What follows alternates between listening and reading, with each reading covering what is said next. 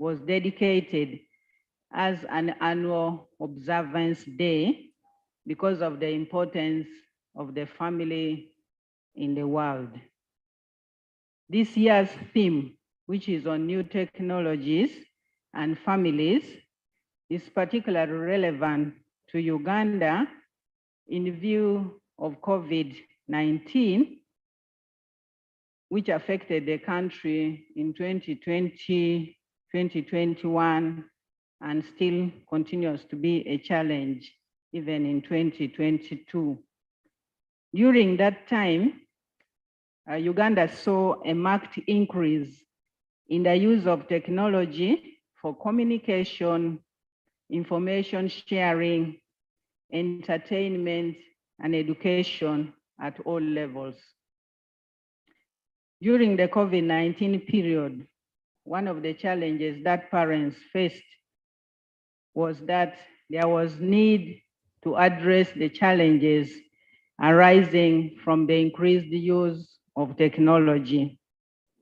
Parents were concerned during that period, not only on the physical health of their children, but also ensuring that their children's emotional and psychological health, as well as mental health, are equally addressed. At that time, children were required to study online, and this exposed children to a lot of information that was uncensored, and also exposing them to the negative information in the media, such as issues to do with pornography, issues to do with criminology, and therefore, as children were benefiting in terms of knowledge and skills for education, and also learning how to communicate and getting that new skill, there were also negative effects. I would like to say that this International Day of the Family is especially relevant to the Sustainable Development Goals in this country. The International Day of the Family, in terms of the different interventions that government has put in place, that the NGOs are put in place, and the private sector, all contribute to almost all the Sustainable Development Goals. But I would just like to highlight that one, it contributes to the education of the child. That's where a child is taught many aspects of education at family level. It also contributes to peace, justice, and strong institutions. You know, the family is a very small unit, but if it is a very strong institution, then you are sure to have a very strong nation.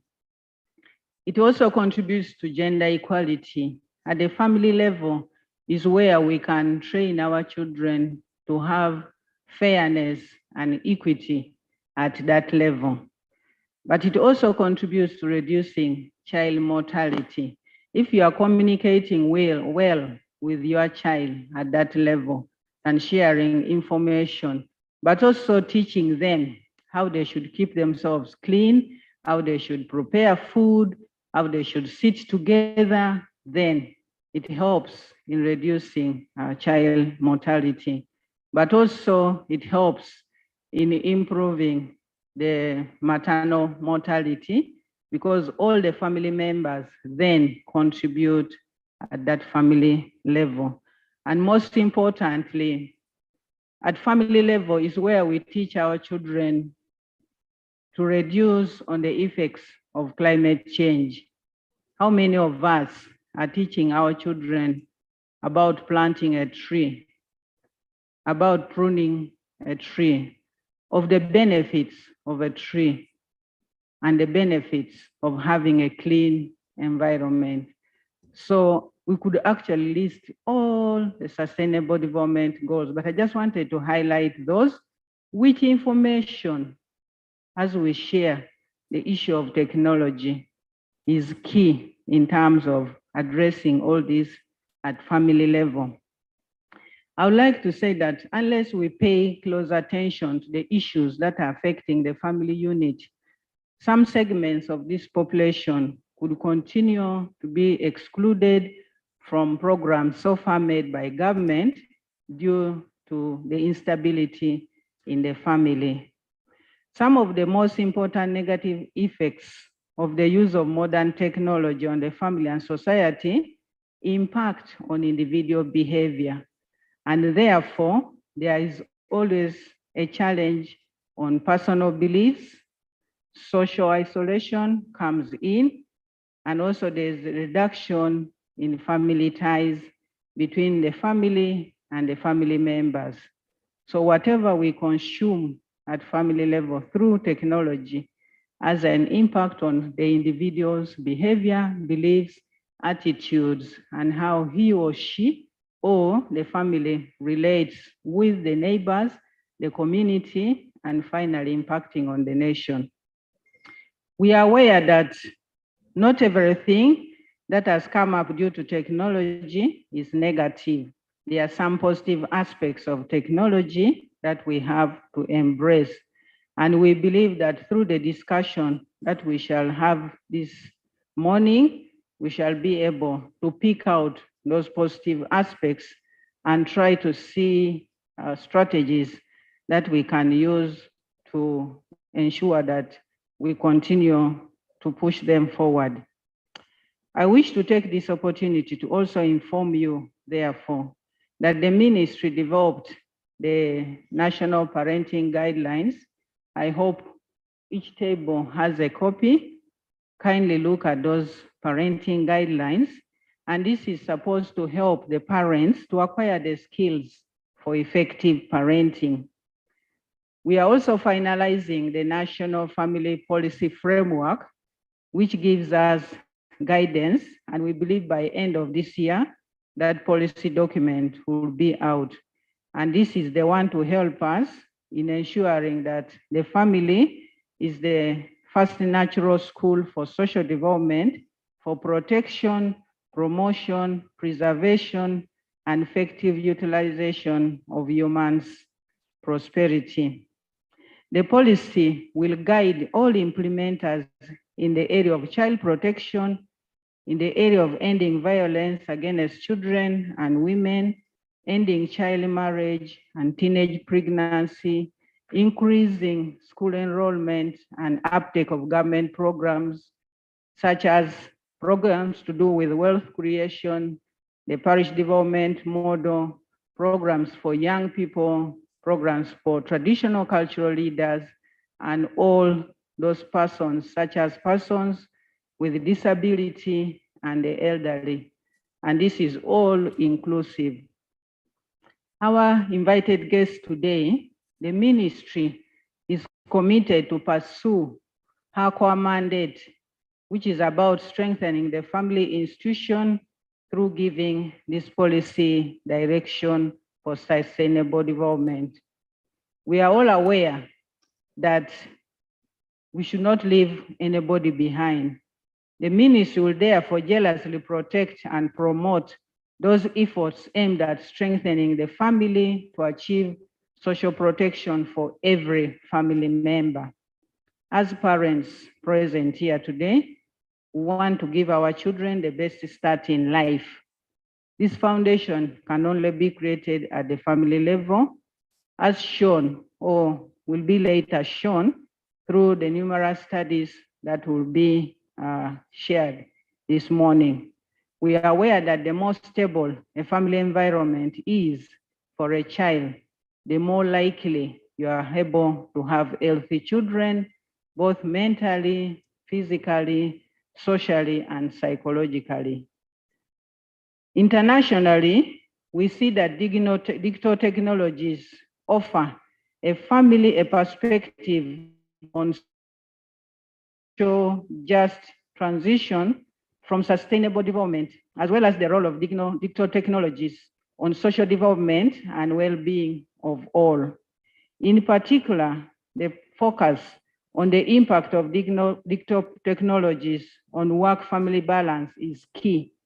Many people are out working outside the family.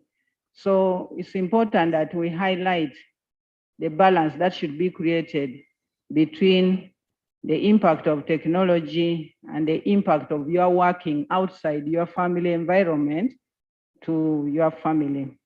We believe that it's important we have flexible working arrangements so that we can address the challenges. It's therefore important that as we harness these new technologies, we should be having an impact from them, which strengthen the family. As individuals, therefore, present here, we believe that despite the negative impacts of technology, can we grasp the positive aspects so that those negative aspects diminish? The technology, therefore, is becoming an important tool that we cannot run away from, and therefore, we who are using that technology are the ones who can change the way we want our families to look at. It's my belief, therefore, that as we harness the positive aspects of technology, we should be able, through this dialogue, to pick up areas that we need to address, and these are important for the lifeblood of a family. I would like to thank all of you for the time you've taken to join us this morning as we commemorate the International Day of the Family. And before I close, before I officially open this commemoration, I would like to thank the panelists for today. And this include the Federation of Uganda Employers, Mr. Goldie Oboma, Head of Human Resource. Thank you for coming to give us that side of technology. I would also like to thank the National Population Council, Mr. John Ampeire, the Principal National Program Officer. Thank you for coming to share with us. I would also like to thank the Founder and Programs Director for strengthening hope and resilience experiences, SHAPE, for being with us today. And I would like to thank the Executive Director, Absa Bank, which is my bank. Executive Director, thank you. And he's also a board member and Life Ministry, Mr. Michael Segwaya. I'd also like to thank a colleague from the Ministry of Gender, Labor and Social Development, Mr. Kiza Martin, the Executive Director, National Children's Authority, for coming to share with us the good lessons you've learned with working with children and parents. Most importantly, I would like to thank the following funders: National Children's Authority for the support, AfriChild Uganda for that support, Catholic Relief Services for the support, Interreligious Council of Uganda, we thank you for being with us, Law Refugee Project, Dwelling Places, Plan International, Men of Purpose. Yesterday on the road going to the airstrip, I was able to see some signage reading "Men Gather." So maybe the men will tell us today what you gathered from that in relation to commemoration of International Family Day. We have Life and Family Foundation Uganda. Thank you very much. We have the parents here. We'd like to thank our children. Thank you, parents, for bringing our children. From here, we learn. Can we give a clap to those parents who have come with their children, and to thank our children too? Thank you very much for joining us. Through such fora, children get support, they get some role models, they learn, and they appreciate what the parents do outside the family. So thank you very much. We'd like to thank the media for being with us. And then we'd like to thank the National Organizing Committee, members of the National Organizing Committee, under the leadership of Minister of Gender, Labor and Social Development, would like to appreciate you and all the other government agencies and the support team, as well as Hotel Africana for giving us this space. With those welcome remarks, I would now like to officially welcome all of you and open this International Day of the Family Commemoration Dialogue for God and my country.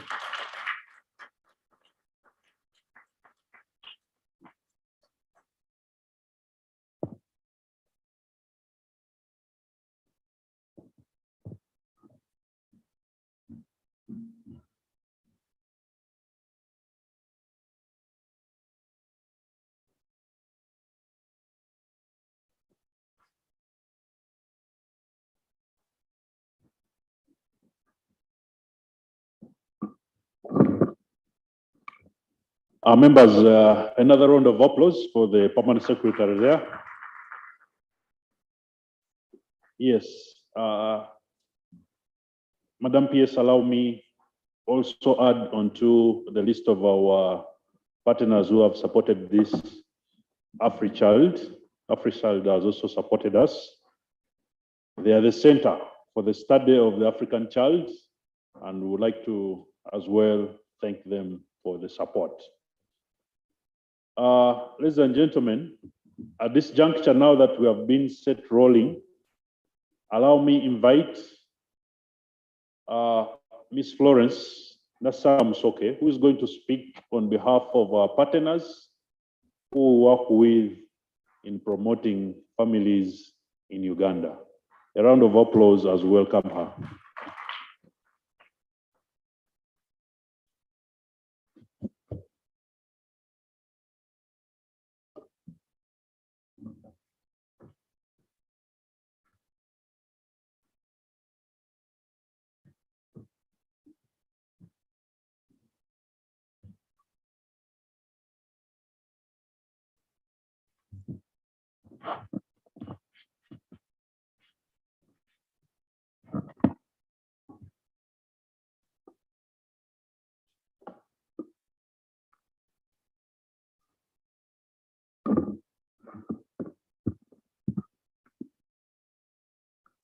Thank you. Thank you very much.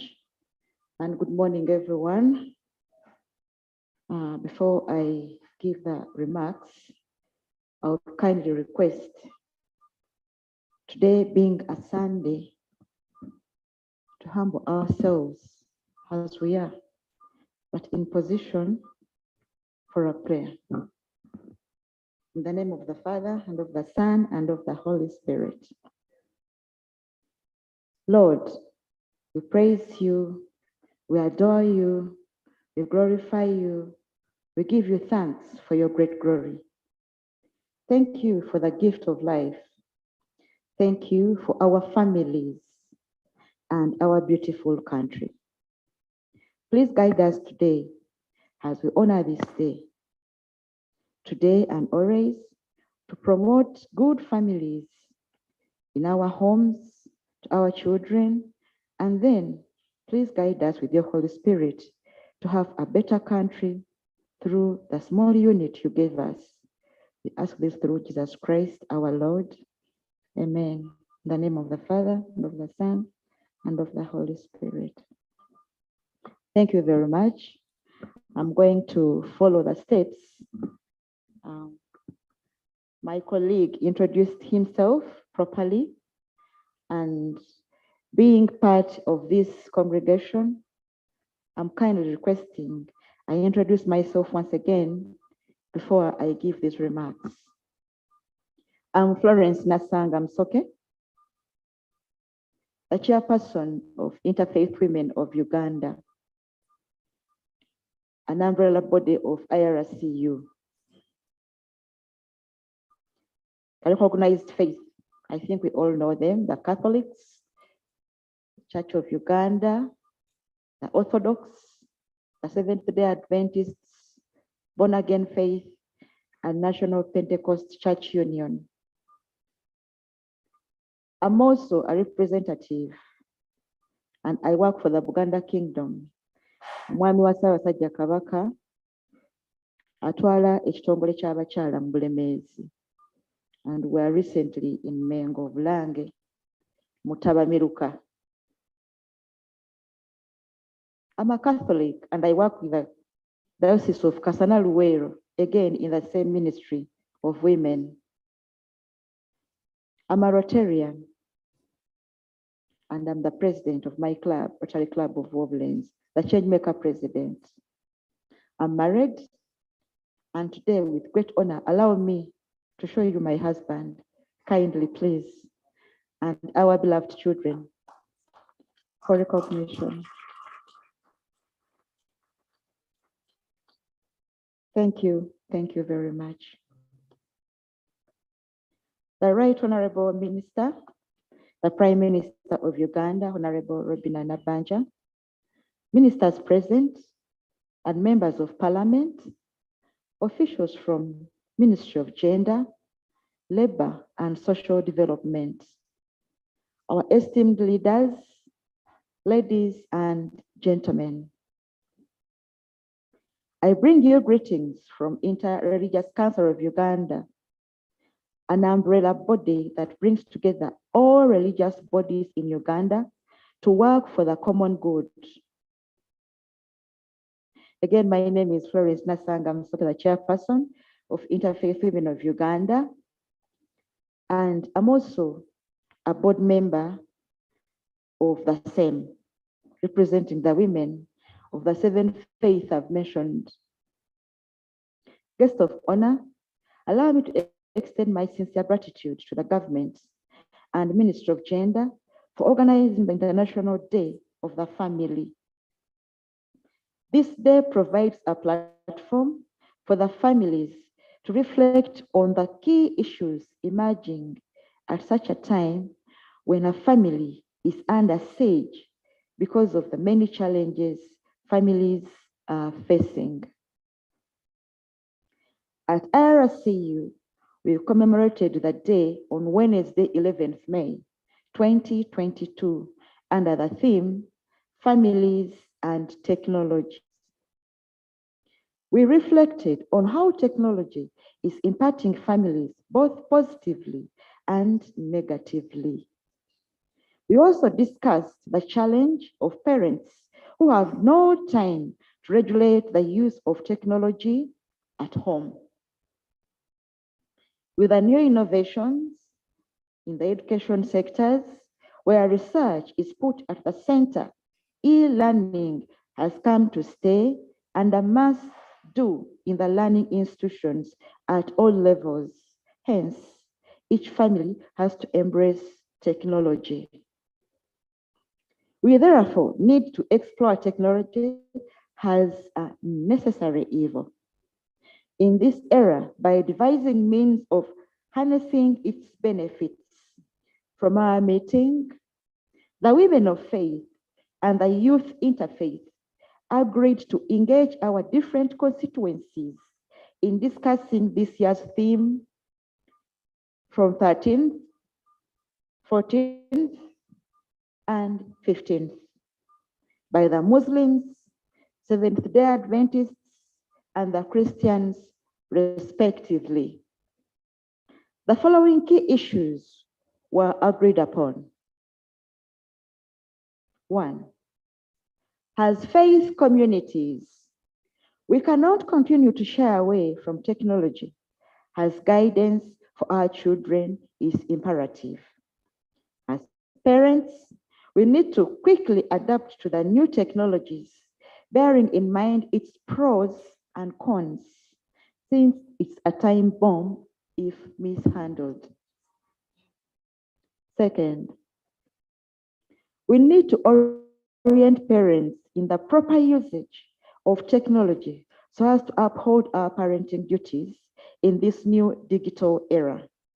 This is because many women have remained reluctant in adapting to the new norm, placing them in a very helpless position where they are unable to guide their children. And number 3, We need to reflect on the importance of work-family balance, as there is need for interaction with our children to enhance our parenting role. Furthermore, we need to tailor age-appropriate messages that can be used for continuous engagement of the parents and children beyond the family day. Last but not least, we noted that things that inspire the youth currently are far different from those that inspire their parents. This then calls for vigilance to constructively cater for their ideas. Therefore, there is need to re-envision our role as parents, since it is no longer business as usual. We need to adapt to the new dynamics of our children as we guide them. We call upon the women to embrace the new technologies and get abreast with the current innovations so as to better position themselves to guide the children. To the policymakers, there is need to think about the legal environment that is regulating technology usage. The idea of gazetting the International Day of Family as a public holiday should also be rethought, such that families can reflect on the day in depth. That is underlined, to reflect on this day as a public holiday, because the family is the beginning of everything. At IRCU, our theme for 2022 is being and doing my best for a better Uganda. We cannot have a better Uganda if the young generation is not guided in proper usage of the technology. Therefore, let us not get weary of doing good. This year's theme points at the new responsibility that parents have to pick up with immediate effect. We should not just end it with this function, but rather continue with this message of reawakening the parents to understand the new digital parenting. May God bless you all. Sasa Jakawaka Wangari. Thank you.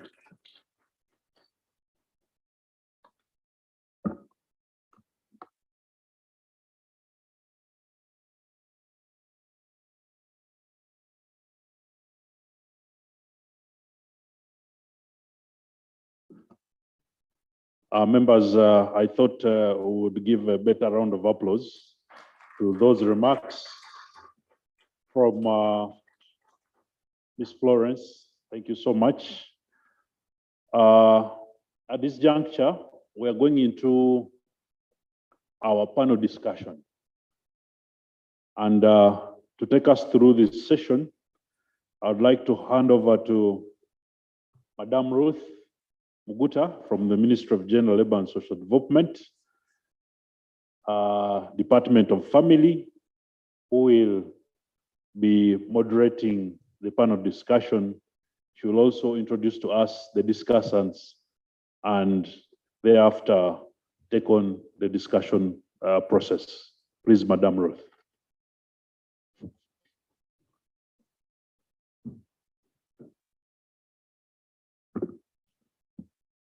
Happy International Day of the Family. I'd like to add on the voices of others to welcome you all for this day and to know that we are here on behalf of your neighbor, of your relative, so that whatever we say here will be taken to them. I'd like also to introduce myself. I'm Ruth. My name is so long, so take a pen so that you can note them. The names are the same as the size, so don't mind. So I'm Ruth. Sasirwe Muguta, Mrs. Ogwang. I work in Ministry of Gender as a Principal Social Development Officer, Family. I'm a mother, and God gave me another name. I'm a Nalongo. So all of you here, whether you are older than me or what, I'm your mother. Apart from that one, who is a Salongo, or who is a Nalongo is my sister. Those are the ones I'm not a mother to. But you are all most welcome. Our children, again, I welcome you. You are most welcome. So we are going into the panel discussion, and I would like to invite the following people at the high table so that we start our dialogue. I would like to invite Mr. Martin Chiza, already introduced as the Executive Director, National Children's Authority, Jaja Wabana. I couldn't leave that one out. So you're most welcome. He's always with us. He likes to talk about the family because there is no way you can have the well-being of the child without the family. I would like at this also to invite Madame Sengoma Hajara. She did trade law and trade policy expert.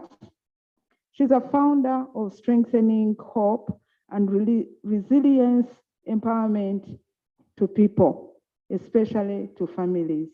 You are most welcome on the high table.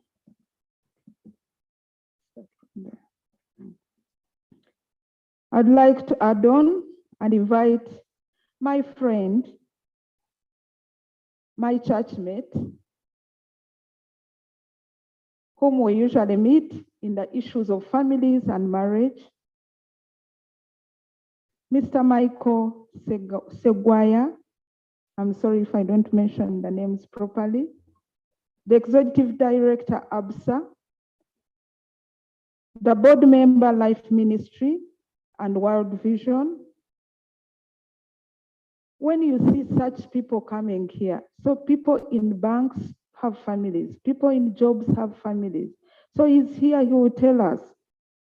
And he loves the Lord and married for 18 years with 2 children.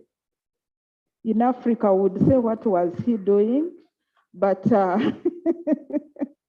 with planning, it is fine. Mr. Segawa, you are welcome. I would like also to invite, when we are talking of Mr. Seguaya, we talked of 2 children, but there are people behind such. I'd like to invite Mr. John Ampeire, the Principal National Program Officer, Family Health under the National Population Council, where sometimes people mistake them that they are on controlling our population, but they are for planning and making sure that we have a healthy, wealthy family and a population that can contribute to national development. You are most welcome. I don't know whether he's married or he has children because he didn't tell me. You are most welcome. Then we have, last but not least, how many of you are employed, whether in private sector, in public? How many of you are employed? I'm among them. So I'm humbled to invite Madame Gorda Obama, a mother of 2 children, 15 years and 12, a mentor and a coach to the young generation, a human capital consultant and management advisory at Federation of Uganda Employers. So if you are employed, he's the capital consultant and management authority. He's a founder and group CEO executive of Goldies Group Holdings Limited. You're most welcome. We are here to dialogue on especially the theme of the year, which is families and new technologies, but the families are being affected differently. What do we understand by a family? It is well explained here on this flyover pullout. It is a group of persons united or tied by marriage, blood, adoption, and constituting a single household or having multiple households interacting with each other in respective of social position, usually those of spouses or parents, children or siblings. So we have in Uganda, we have nuclear and extended families. Technology, we have to understand it as we go for this discussion, refers to the methods or systems or devices which are a result of scientific knowledge of being used for practical purposes. That has brought the world nearer to us, that has brought people, even if you are abroad, you can interact with your family. There are so many challenges that may come up, like the positive impacts of the new technology. There are so challenges which are negative, and all these, we are going to get them from our panelists. The aim of this today is to ensure that we create awareness on what technology can be as an opportunity or can be a challenge to our family. Our permanent secretary brought out issues, and we've met different challenges, especially those in counseling and psychosocial support of families or children having a challenge in balancing the technologies we are having and the relationships. So some of these are going to be brought out as we are, and also to ensure to know that the family we are in, we are born in, we live in and die in, is very important for us as individuals, as society, and the nation at large. At this juncture, I would like to inform our panelists that we are going to have 15 minutes each, in which you are going to elaborate on what I'm going to tell you. And then after, we'll have the general discussion, of which you will note down, and then respond as we conclude. We have the ED, who is going to talk about the new technologies and families, challenges and opportunities, the impact on child well-being. Seeing being the judge of children, so he's going to talk about how it is affecting. Then we have also our board member for Life Ministries, ED Absa, who is going to talk about these technologies, challenges and opportunities in the context of stable marriages. Then we'll talk about the population, and here we are talking in the context of the population well-being, of what effect these technologies or what opportunity is it to our population and its well-being. Then we have policy analysts who will come to tell us what is the perspective in policy development, because usually the family is taken as a private. It is you are entering in someone's private affair, but it becomes a public affair when it affects the public issues. So the analyst will tell us, and then the employer will tell us how to balance work and family needs. So I want to start and welcome our panelists. You've known you are having 15 minutes each. And at this juncture, I would like to call upon the ED Children's Authority to take us through the challenges and opportunities, the impact on children's well-being. You're most welcome.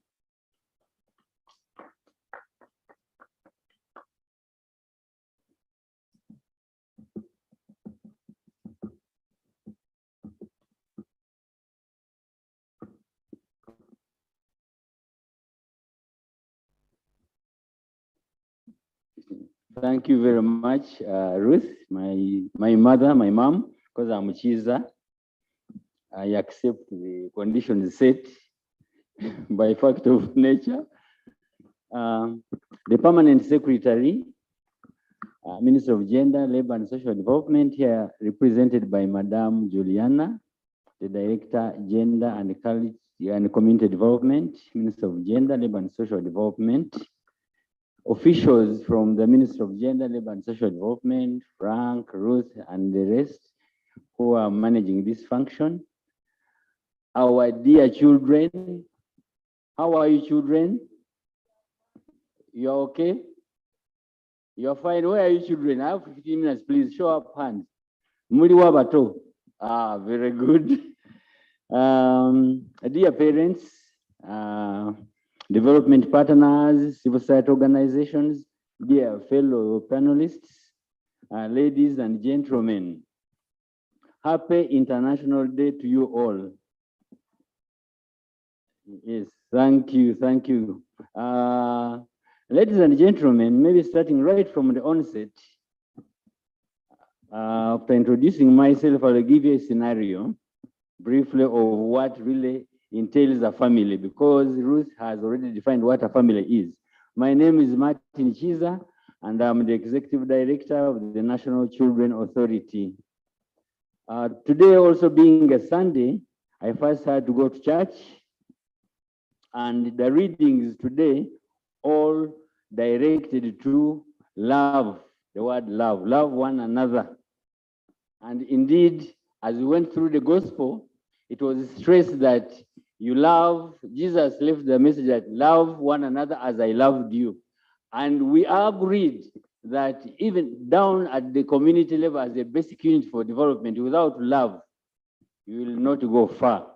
So it is very important to ensure that you have love within the family, love for your children, love for your spouse, the other one, husband and wife. Just a very short scenario. There was a family, or there is a family, and it is made of 3 people: the father, the mother, and the son. So at the beginning of the day, the father had to take off and go to work. The mother also gets her hoe over the shoulder and goes to the garden to dig. The young man, the son, goes to school, a bugger running to school. As the mother goes digging, the mother sights a very ripe mango and she picks it up. But being a mother, that motherly love, she says, I will not really take this mango. So fruity looking and juicy looking, ripe, I'll keep it for my son. The mother keeps it, goes digging. At the end of the day, she goes home. Reaching home, the boy comes home running. Oh, mommy, how are you? Kneels down, greets the mom. The mom says, oh, welcome back. She picks up the mango, gives it to the son, saying, I love Nkwagalanyo, my son. Indeed, I've even kept this mango for you to enjoy. The son picks it, keeps it, enjoying looking at it, so beautiful and ripe to eat. As the father also comes home, at the end of the day, the boy looks at the mom and says, I love dad. I love mama and I love dad. Dad pays school fees for me. Wow, let me give this mango to dad. The boy brings the mango wrapped and says, Daddy, daddy, you know, you pay school fees for me. Munjagala. He gives this mango to the dad. The dad says, oh, thank you very much, my son. The mother is busy cooking, you know, busy. Now the dad also looks at the mango. The mango is so nice. He feels like enjoying it. But the father said, Muchala wange, changa mwagala, my madam. So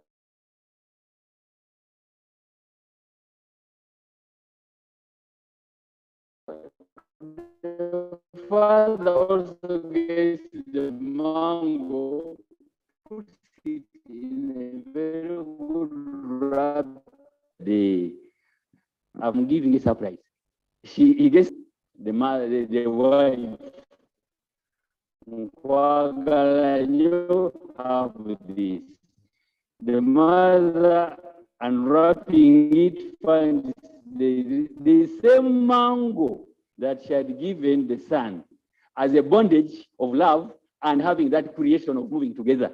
So it is a lesson to us that parents, caretakers, at family level, please love one another within the family to strengthen the bondage of love. And that is a basic unit, as the PS said, of development. That was a lesson to learn. Going now to my subject, I'm looking at the new technologies and the family, looking at the opportunities, challenges, and the impact on children or child well-being. As I stand here, I'm representing the National Children Authority, and it would be unfair not to give you a snapshot of what the authority is or does. The National Children Authority is a government agency established by law, 2016. You might be listening it like it may be sounding new to you, but it came in place after repealing the National Council for Children, which I believe most of you must be knowing. National Council for Children, ekitongole ekikola ku nsonga z'abaana mu ggwanga, ekivunaanyizibwa ku nsonga z'abaana mu ggwanga.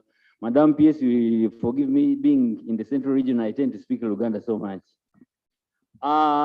So, ladies and gentlemen, the authority's mandate is to monitor compliance with standards, policies, laws in place, strategies. What are we doing as actors? It is, allow me to use the word ombudsman, oversight, coordination. And our mother ministry is the Ministry of Gender, Labor, and Social Development. So we monitor compliance and ensure that we get child-friendly policies, child-friendly laws in place to ensure that these policies, the frameworks address issues pertaining to children to the dot. We work, of course, with development partners, we work with the civil society organizations, and we keep in touch very close to our business constituency, the children. You know, children constitute about 57% of the total population of the country. So you know what it means. We need them, and once upon a time, Madam PS, we are children, we must move with them. They are our leaders today and tomorrow. So, ladies and gentlemen, that's the snapshot of what the authority is. But going back to the subject matter today, the International Day of the Family is very important, as we all have agreed, for us to ensure that we reflect on the role and contributions of the family at that level. So today is a lesson to us to ensure that we take stock. What have we achieved as a family since you got to that union of being a family? I'm looking at parents, then strictly bringing out the factor of a child. How have you ensured that the child's well-being is promoted to the maximum as a parent or as a caretaker? You may be having challenges here and there, but we need to ensure that we move along to ensure that the child is given maximum protection, guidance to good nurturing and development. Because when you make a mistake at that step of early childhood development, you've gone wrong and you might regret. These things happen. You find yourself trying now to rewind the tape, so to say, when it is becoming very, very terrible to handle. So the appeal we are making, the appeal we are saying, we are putting across the nation is that please, parents, parenting is very, very, very important right from the onset, the moment you are in a family. So we have all gone through the gadgets of technology. We have different gadgets that are really now before us, and technology is so rapidly growing, there's no going back, but we must move with it in terms of how do we benefit from technology? Use of any gadgets, name them. Ranging from maybe of late, you know, smartphones, tablets, iPads, name them. CCTV cameras, whatever gadget you have before you. How do you use it to the maximum of your benefit in enhancing development at family level as we move out in society, in the communities. So we are saying that these gadgets are very important and we need them. But again, at the same time, looking at the other side of the coin, we must ensure that we maximally use them to the benefit of having our families come up on the positive side. So, looking a bit on certain areas of benefit, in recent years, we have seen that most children and young people now use at least one form of technology every day, with activities ranging, including the following: maybe use of internet, the impact of COVID-19 when we went to e-learning, home learning. Use of internet was very important. We have also looked at the developments that have raised other areas of concern in terms of use of these gadgets, noting that it is still very, very important for us to be part and parcel of this initiative. There is increased ownership of personal devices, as I've mentioned, such as these smartphones, tablets, laptops, and also affecting children. The message here that we are putting across is that let the children access them, but again, let us ensure that we do control the use of these gadgets by the children. Are they using them maximally to help them grow in terms of, getting access to information? So we're saying that opportunities are okay, let's have them, let's use them, because they're very important in this modern world. You all agree with me that the world now is a global village. Why? Because of such gadgets. A matter of just pressing a button, you are communicating so fast, very broadly, and they are intermittent responses. This is very good, but how are we looking at the other side of it?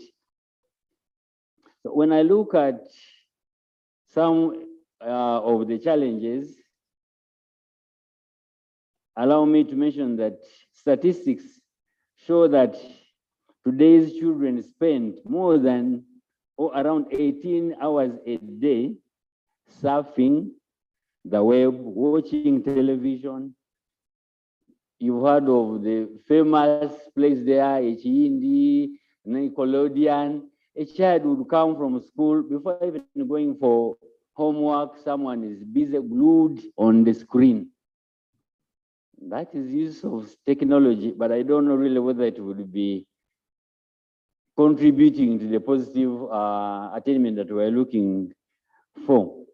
So about 18 hours a day surfing the web, watching this television, texting or social media, and playing video games. We need to ensure that we control this type of practice. And it has, Madam PS, it is rapidly, spreading in homesteads, in families. Yeah.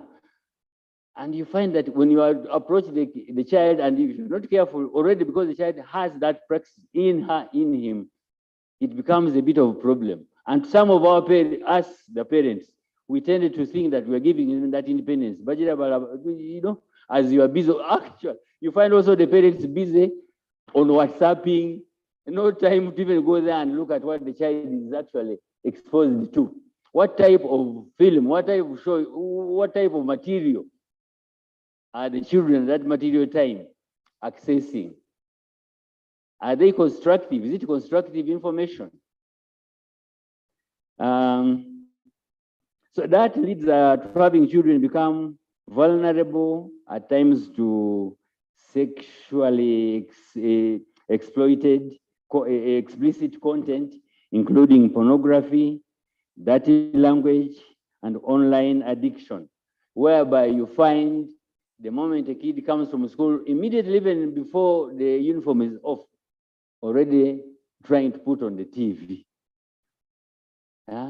Parents, maybe you are not yet back from work. Maybe the housemaid might also not have an impact authority to say that get off the TV. First go and maybe bathe, get some meal, then maybe you could watch. So you find the kid already with the knees there, no watching. Someone will even pass by without him or her noticing this. So that is very dangerous. And this consequently affects the child's ability to regulate emotions, for instance, or make good decisions. He would be compromised because of the intake of that material that might be actually routinely accessed.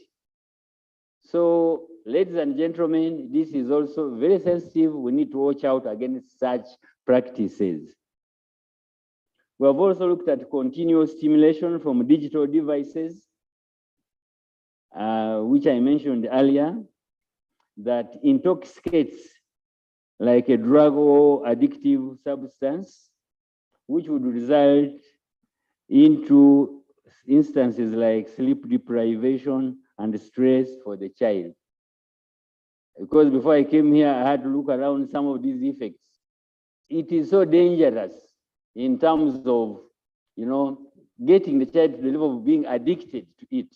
It becomes part and parcel of the child's well-being. Can you imagine how dangerous it is, dear parents? So we need really, it's not too late. Let's try to devise means of ensuring that we reverse the situation as soon as yesterday. You've heard of instances of issues like cyberbullying, where you access maybe, we've gone virtual of late because of the conditions. But what did you put across? What do you talk? How nasty are these issues they are putting across? So this is very dangerous. We need to ensure that we control, we eliminate this. It might take time, but please listen back on it. That's the message I have for you, ladies and gentlemen.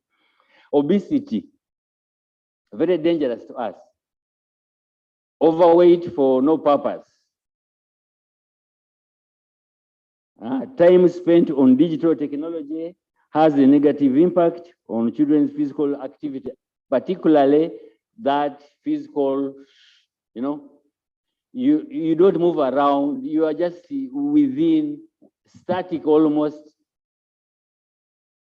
putting into also other factors what the children do really access in terms of nutrition. Actually, allow me just put this across. These foods, fast processed foods, parents, let's avoid them. These fast processed foods are killing our children. I'm trying also to put it within the technologies. There is no time for parents to go and cook a Mary. You go, you stop, you drive and stop at a supermarket. You get those, chapatis, those, name them. They contribute when you go home, down the child also goes to the screen. As she munches those fast processed foods. Dangerous, watch out. As I get to conclusion, I wanted to have some few issues in the form of advice or recommendations. Maybe with the time we shall share this paper. Yes. One is that as parents, let's create a clear relationship with the children. Number one, maybe, instead of hiding. As parents, when you become friendly with children, they might also try to really say science and research shows that they will get closer to you. Those who read the Things Fall Apart, Okonko coming in, everyone could rush out of the bed. But when you are really friendly, children may be having problems towards what they are accessing or what they're being bullied. A child will get to you and you advise the child accordingly. Ensure that we limit screen time. We should try as much as possible to limit screen time, such as putting there Amateka, you put there bylaws at home. By Sawanya, please, I do not want someone to go on TV after the Mauli Raganfu. Let us ensure that you go to bed. Yeah, that is not harassing the child. Those are Amateka, you need to guide the child. Let's have those tabs, tablets, bring them, I put in my bedroom, for instance. Yes, put there those regulations, bylaws at home. Muli Dabazad, are you with you? Are we together? Yeah. Then we also need to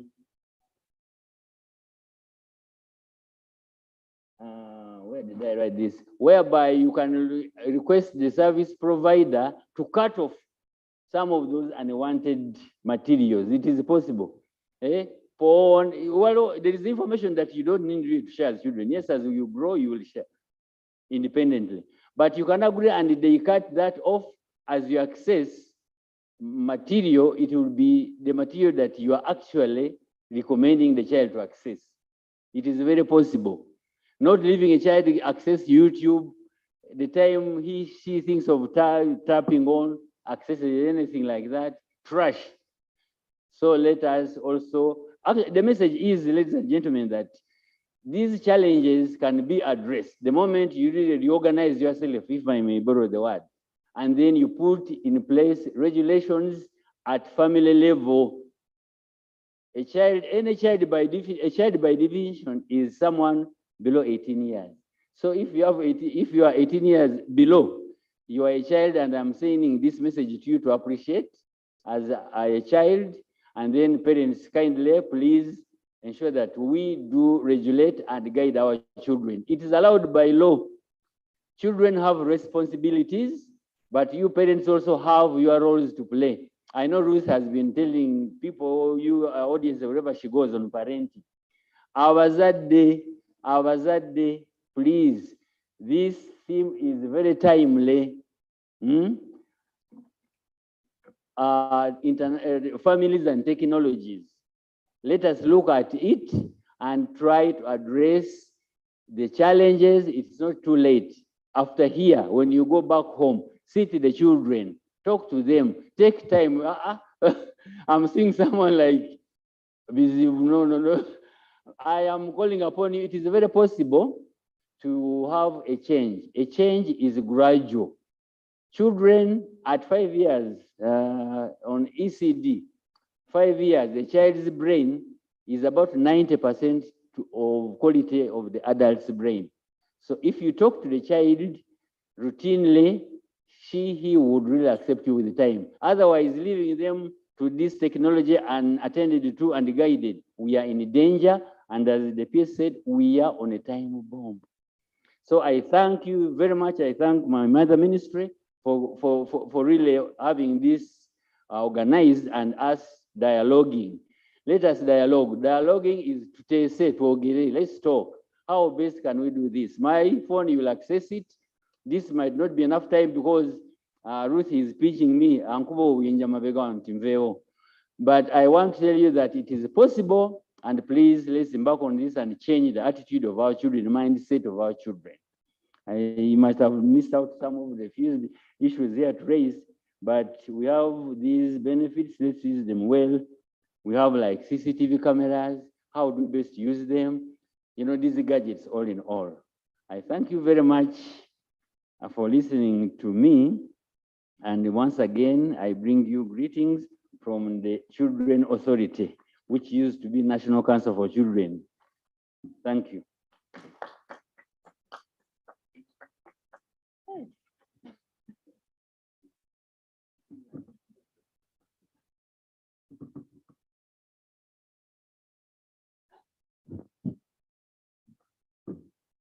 When people are talking about the family, they become emotional, the parent, the child, because I know whoever is the mother-in-law here, when your son or your daughter gets married, you just say, have you? That is a result of a child which we are talking about, and you need that child to be fine. So he talked about the scenario of a parent and relationship.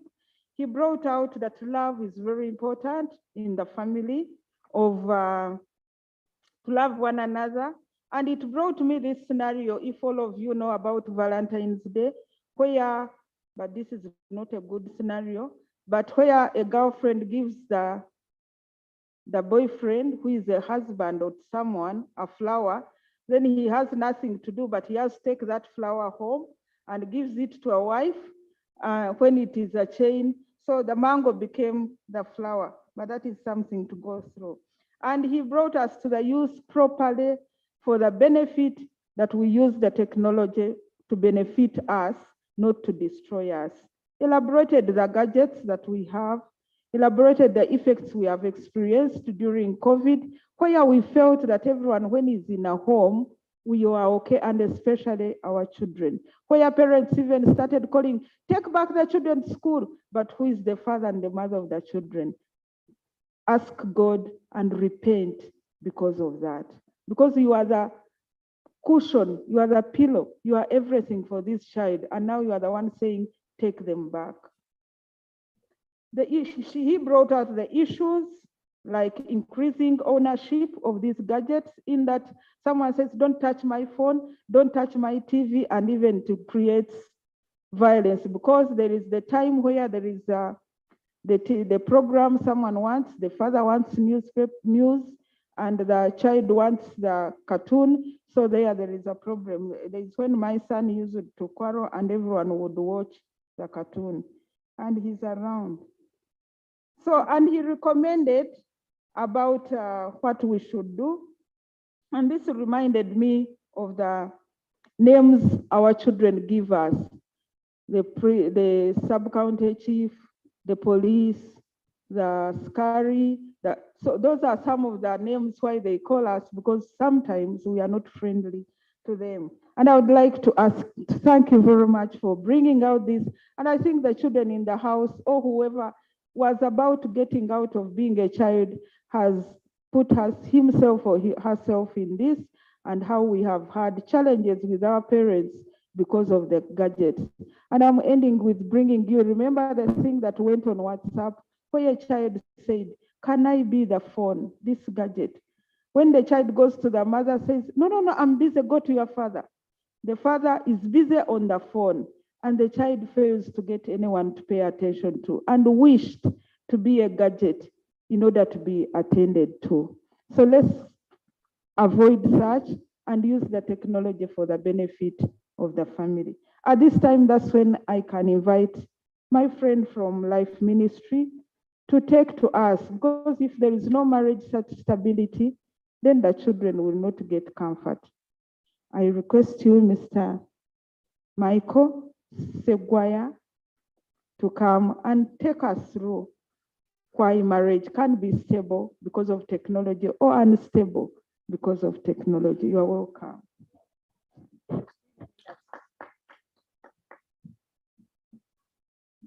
Thank you. Thank you very much, Mary, for that. I want to check if they managed to put up the presentation. Just checking. Signal. Okay, great. Excellent. Thank you. Thank you very much.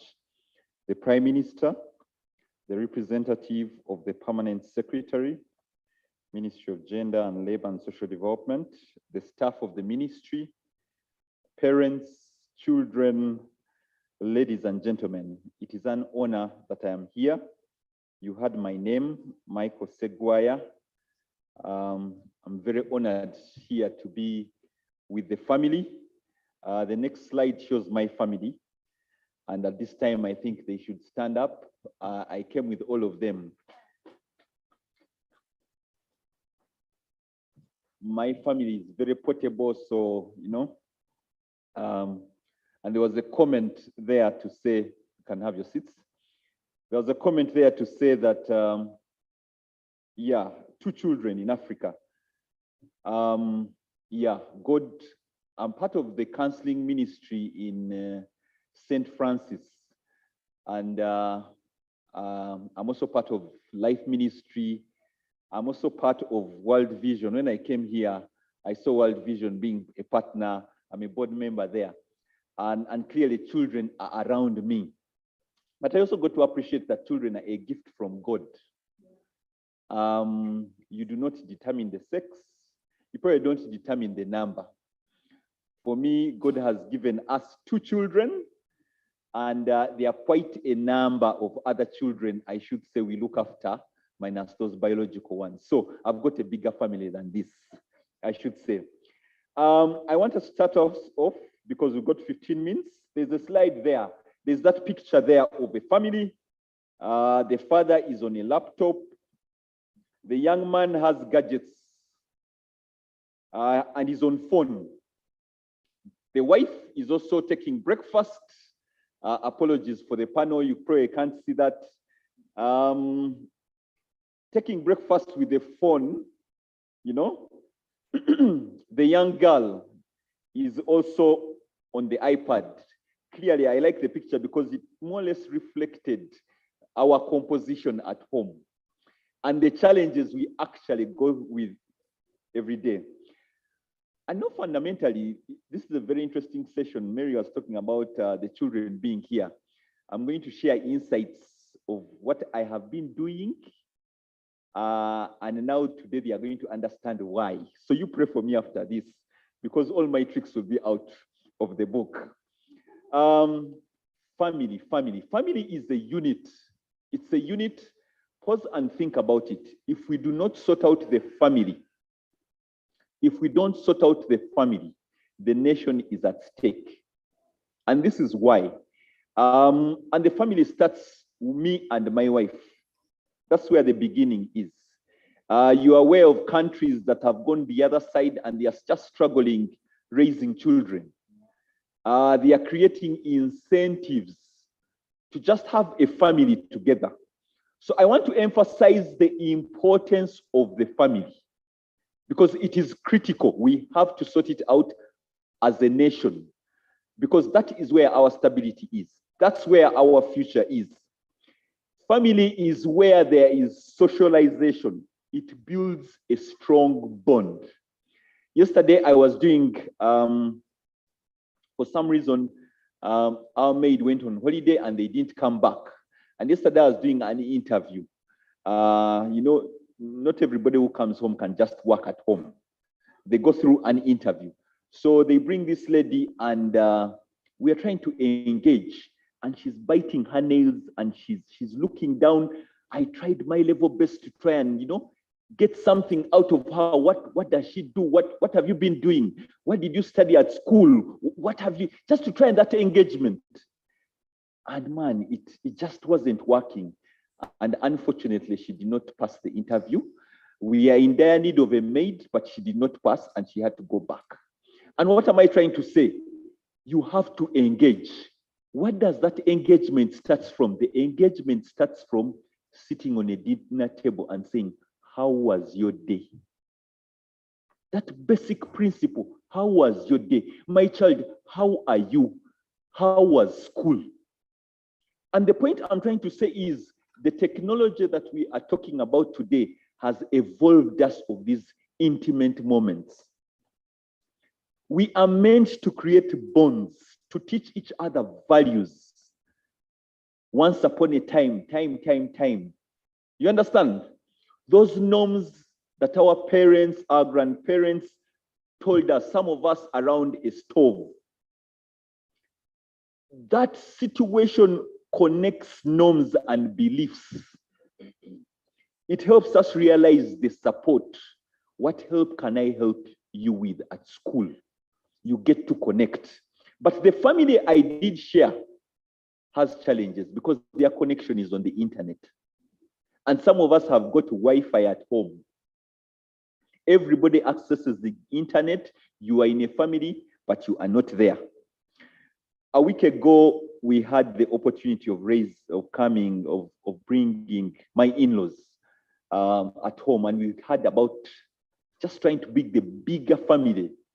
We had not met in a long time, COVID, so many other things for so many years. And we're like, you know, it's time to spend money. Let's just come home. We had about 70 people at home with children.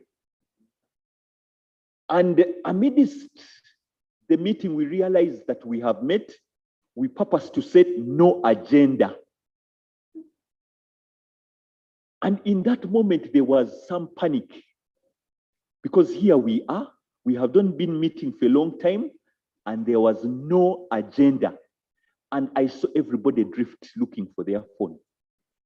I was about to call out, guys, all the phones in that basket, but these were my in-laws. The aspect of socialization, connecting. The next slide is a joke. We have been spending too much time apart on our mobile phones. We need some time together. Can everybody log on onto the family Facebook page? And that is the advice the father is giving the family. He has connected with the problem, but where should we meet? Facebook. Pause and think about it. I'm just trying to emphasize the challenge we have today. Friends, media is driving, and a lot has been talked about. It's driving independence. People get the comfort with the phone. You're in a meeting, but the phone has to be around. Some of us, have you ever felt having left your phone behind for some reason or another? You just feel like maybe your hand has been left behind. And you kind of are missing out on those messages. There's a point for us to reflect. I want to talk about the opportunities of technology. What does this actually mean? Technology is good. I want to start from that side because we've also had the other side. Technology is good. It helps you connect across geographies. I mean, we are coming from a lockdown and people have had the chance to connect. Zoom, very good. You're able to connect. I have a family that I know. One is in Addis, the children are in London, and they have prayer meetings every day. 10 o'clock prayer. They all log on to Zoom and pray. So it is helping us bridge all these geographies, the good side of it. You are able to connect beyond. It's also a source of revenue. I mean, there are people today earning off YouTube. And we have to open it out to our children. The next generation, probably there's going to be more money online. You pause and wonder why the richest man wants to spend 44 billion shillings just buying YouTube Twitter users. Why would somebody spend all that money just going? So there's a source of revenue. We have to open that. There's a source of education and knowledge. I went to school. I was doing a master's in the UK. And the lecturer said, I want you guys to go out and do a survey. I want the results tomorrow, and we need the survey reports. My background was from Makerere.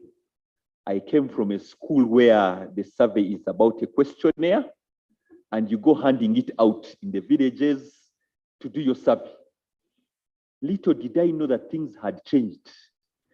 I went to the UK with all my, MDED of the bank, I've been there. And here were young children. And I was like, how do you get survey results tomorrow? How? I had to humble myself, go through a course of monkey survey, and go to understand that you can actually send your survey questions online and have your report being formed as people answer questions. I can send out a survey now and get results and come up with a report. I got to realize how many jobs have been taken out as part of that. So what am I trying to say? Technology is with us. We have to utilize it. We have to ensure our children appreciate and understand it. I usually tell people that we are in the Google world. I have challenged my daughter there and she knows it. As part of the things we do at home is that I've tried to pass on the cooking skills. And I say, guys, I want to eat something different today. I want a cake. The other day, I think it was this weekend, she did a cake with pineapple, orange, I forget the other fruit. And I was like, where did you get this recipe? And for me, the whole concept is Google. It is a world of Google. You cannot say you do not know. Google. So she does her recipes of Google, and I get the benefit of eating, the benefits of technology. It's a source of employment. I want to emphasize, it's also a source of fun and entertainment. We won't take that away. But we've heard of the other side. And the next slide there shows some of us, the engagements we go. How was your day? It was good. How was yours? And everybody is on phone. Probably at night, how are you? And then the message comes in. Let me first understand, who is that sending me a message at this time? And friends, that reality is with us. We have to do something about it because it is taking away our life. We are meant to be social beings. We are meant to connect. We have to purpose. So the next slide talks about some of the things that we have talked about: decreasing family time, socialization, reduce face-to-face. When we are growing up, we had Lego. Who remembers those bricks? And friends, Lego was to help us trying to get creative. Maybe some of us, it was building the mud houses. Some of us had the opportunity of doing a wire car. And those are lost opportunities of creativity. How do we emphasize those opportunities? Again, because of time, I want to go through, but I want to also highlight, friends, there are challenges if we do not sort this thing out. I'll be very honest with you. I lost my eyesight because of the computer, because of the phone. And when I went there, I said, hey, what do you do? A bank? I can't. How much time do you spend on the computer? So much. You're 40 years. Yeah, sorry. It's actually going to get worse. Friends, that's where we are going. We are going to have long neck problems, long-term neck problems. We are always like this. Can we be creative? And the next slide there that shows is awareness, awareness, awareness, awareness. I want to challenge us that the next year we have this hall full. We have an awareness week because, friends, this is going to affect our lifestyle if we don't sort it out. We have to boost the awareness of the cancer that is coming at us as a solution, as a household, in whatever forms. We have to recognize the cancer before us. The next slide, apologies. Okay, they've sorted it out. Good.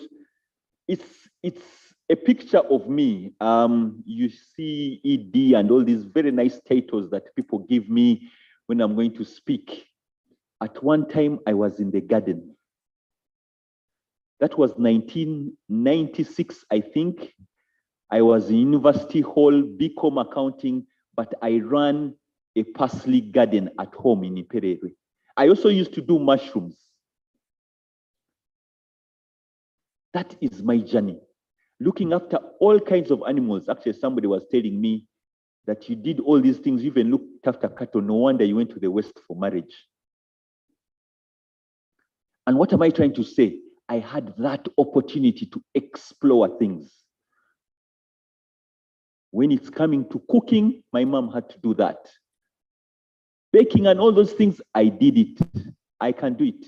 I did my first fully fledged wedding cake end to end in S2. What am I trying to say? Parents will have a responsibility to pass on. What do these things do? They create creativity and innovation. I'm in the bank where I am today because of that. Connecting the dots. Patience, patience. Friends, waiting for that bean, that parsley plant to grow. Creates patience. Resilience. the plants fail, the animals die. Where are the opportunities? Let's go back, create that environment. Hard work, gratitude. You have looked after this plant, it has failed. And for me, we have created a greenhouse, plants at home to try and drive this, to try and get the children away from that, to try and create that awareness, the resilience, hopefully they can get. The next item is recreational and sports opportunities. As a government, we need to think about recreation opportunities. When I go to Nairobi, there's a park where people can go and unwind. We have to re-embed these laws, these gazetted spaces in our communities to try and take away people from the gadgets as part of us. We have to create. 2 weeks ago, I had to get a basketball hook at my place to connect with that young man, and my needs are giving way. But why? I'm trying to get him away from TV such that we bond and connect. Being practical about it. What are you doing at home as a parent to try and connect with the children? Whether it calls for kwepena, yeah, it's okay. Go for it. Those may be means. My last slide is, friends, let's take time. Let's honestly take time. Let's be intentional. Let's purpose. The whole reason why I chose, I was going to present, I could easily say anything, but I purpose I'm going to come with the children. Take time. Purpose to connect with the children. It has to be intentional. Thank you very much. Thank you very much. And with those hands, you know, you've touched some people's, because they expected marriage, you are going to talk about other things, but now you've really widened it. And being that you are a counselor, you get his number so that you can help people outside there. And Madam PS, we need to have Michael once in our ministry, because I have attended his 2 trainings on marriage and family. He can come to our ministry and talk to us. He's a resource to this country in ensuring that our families are stable. He brought out the good and challenges of opportunity, of technology, and tried to explain to us the family and ensured that it is very critical. If we were seeing it as other things, engineering, what, would be very far to me. But we need to change and ensure that we see the family as a source of education, a connect to cross-location, and all these, that without which we may lose our country. And he stressed with the solution of creating awareness, and this is our main role as Ministry of Gender, to ensure that we create awareness, the CDOs, the probation officers, and to know that targeting the family is very important. And we thank you very much for that. So after that, when we've talked about the children and their family, their parents and the children, we'd like to call upon someone from Population Council. You talk about population, what has technology to do with us? You are talking of controlling it, but we say Africans, we need big. Yeah, and sometimes some of these things you talk about family planning and against our religion, our culture, and we need big families for security. But what does it mean with technology? You're most welcome, Mr. Mpere. 15 minutes.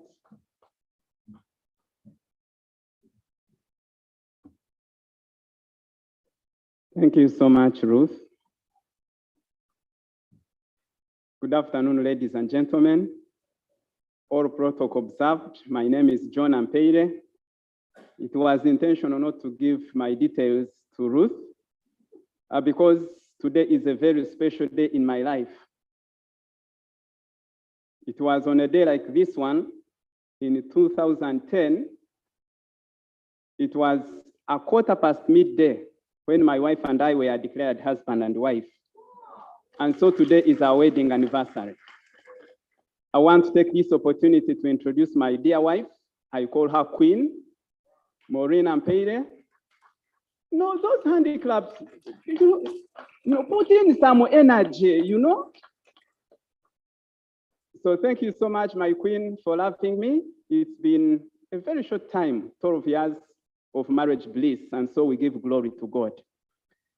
I work for the National Population Council. I'm a principal national program officer in the Family Health Department, and so it's an opportunity to be here on such a day to celebrate together with you, our dear stakeholders.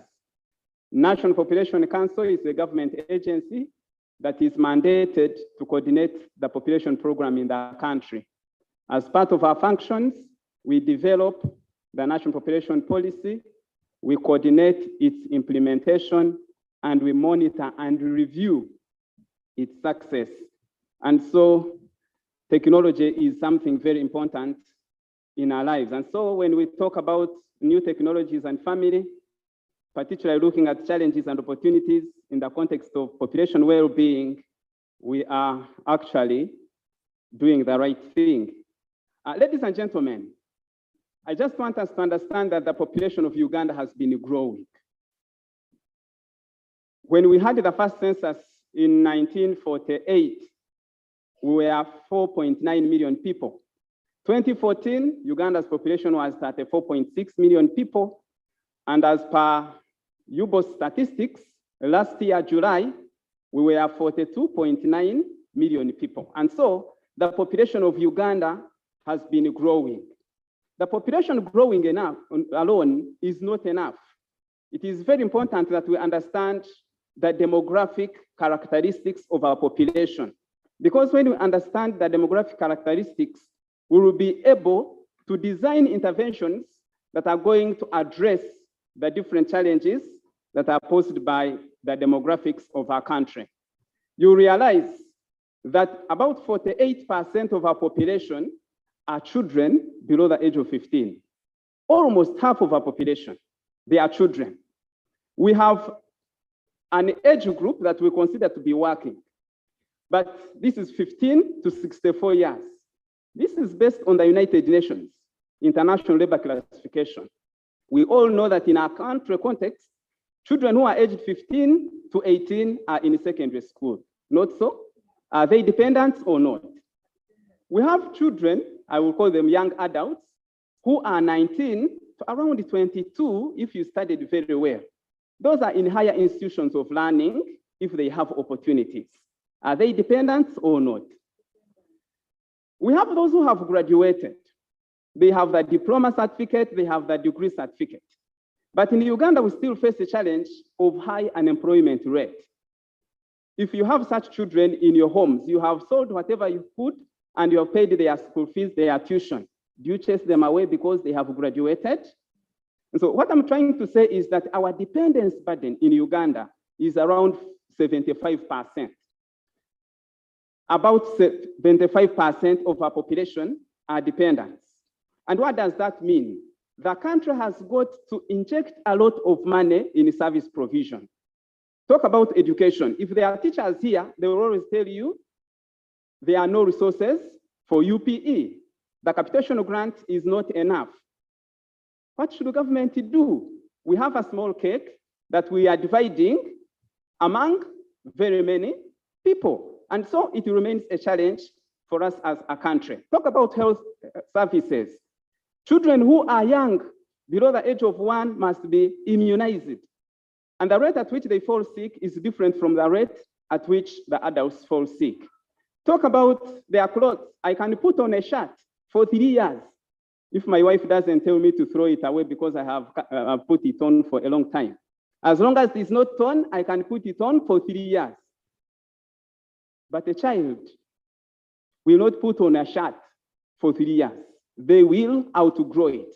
Examples are actually what happened when the lockdown was lifted and schools were reopened, there are some jokes that came on social media, requirements, school requirements. It was as if the child is beginning school afresh. And someone joked around and said, the deceased died of school requirements.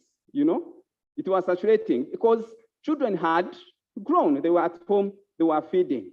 And so today, when we talk about technology and opportunities that are offered by technology for the well-being of the population, it is important that we look at the population and its dynamics. We have those who are working, there is need for technology somewhere. We have those who are elderly, there is need for technology. So what I'm trying to say is that our population is spread in a way that it is bottom heavy. We have majority of our people as dependents. If it will remain like that, we are not going to harness or to achieve our development goal. 2013, Vision 2040 was launched and is looking at a transformed Ugandan economy from a peasant to a modern and prosperous one, where per capita, GDP per capita is $9,500. When you compute into Uganda shillings, that is around 31 million shillings per person, meaning if the Segwayas are 5, at the end of the year, each of them should have earned 31 million,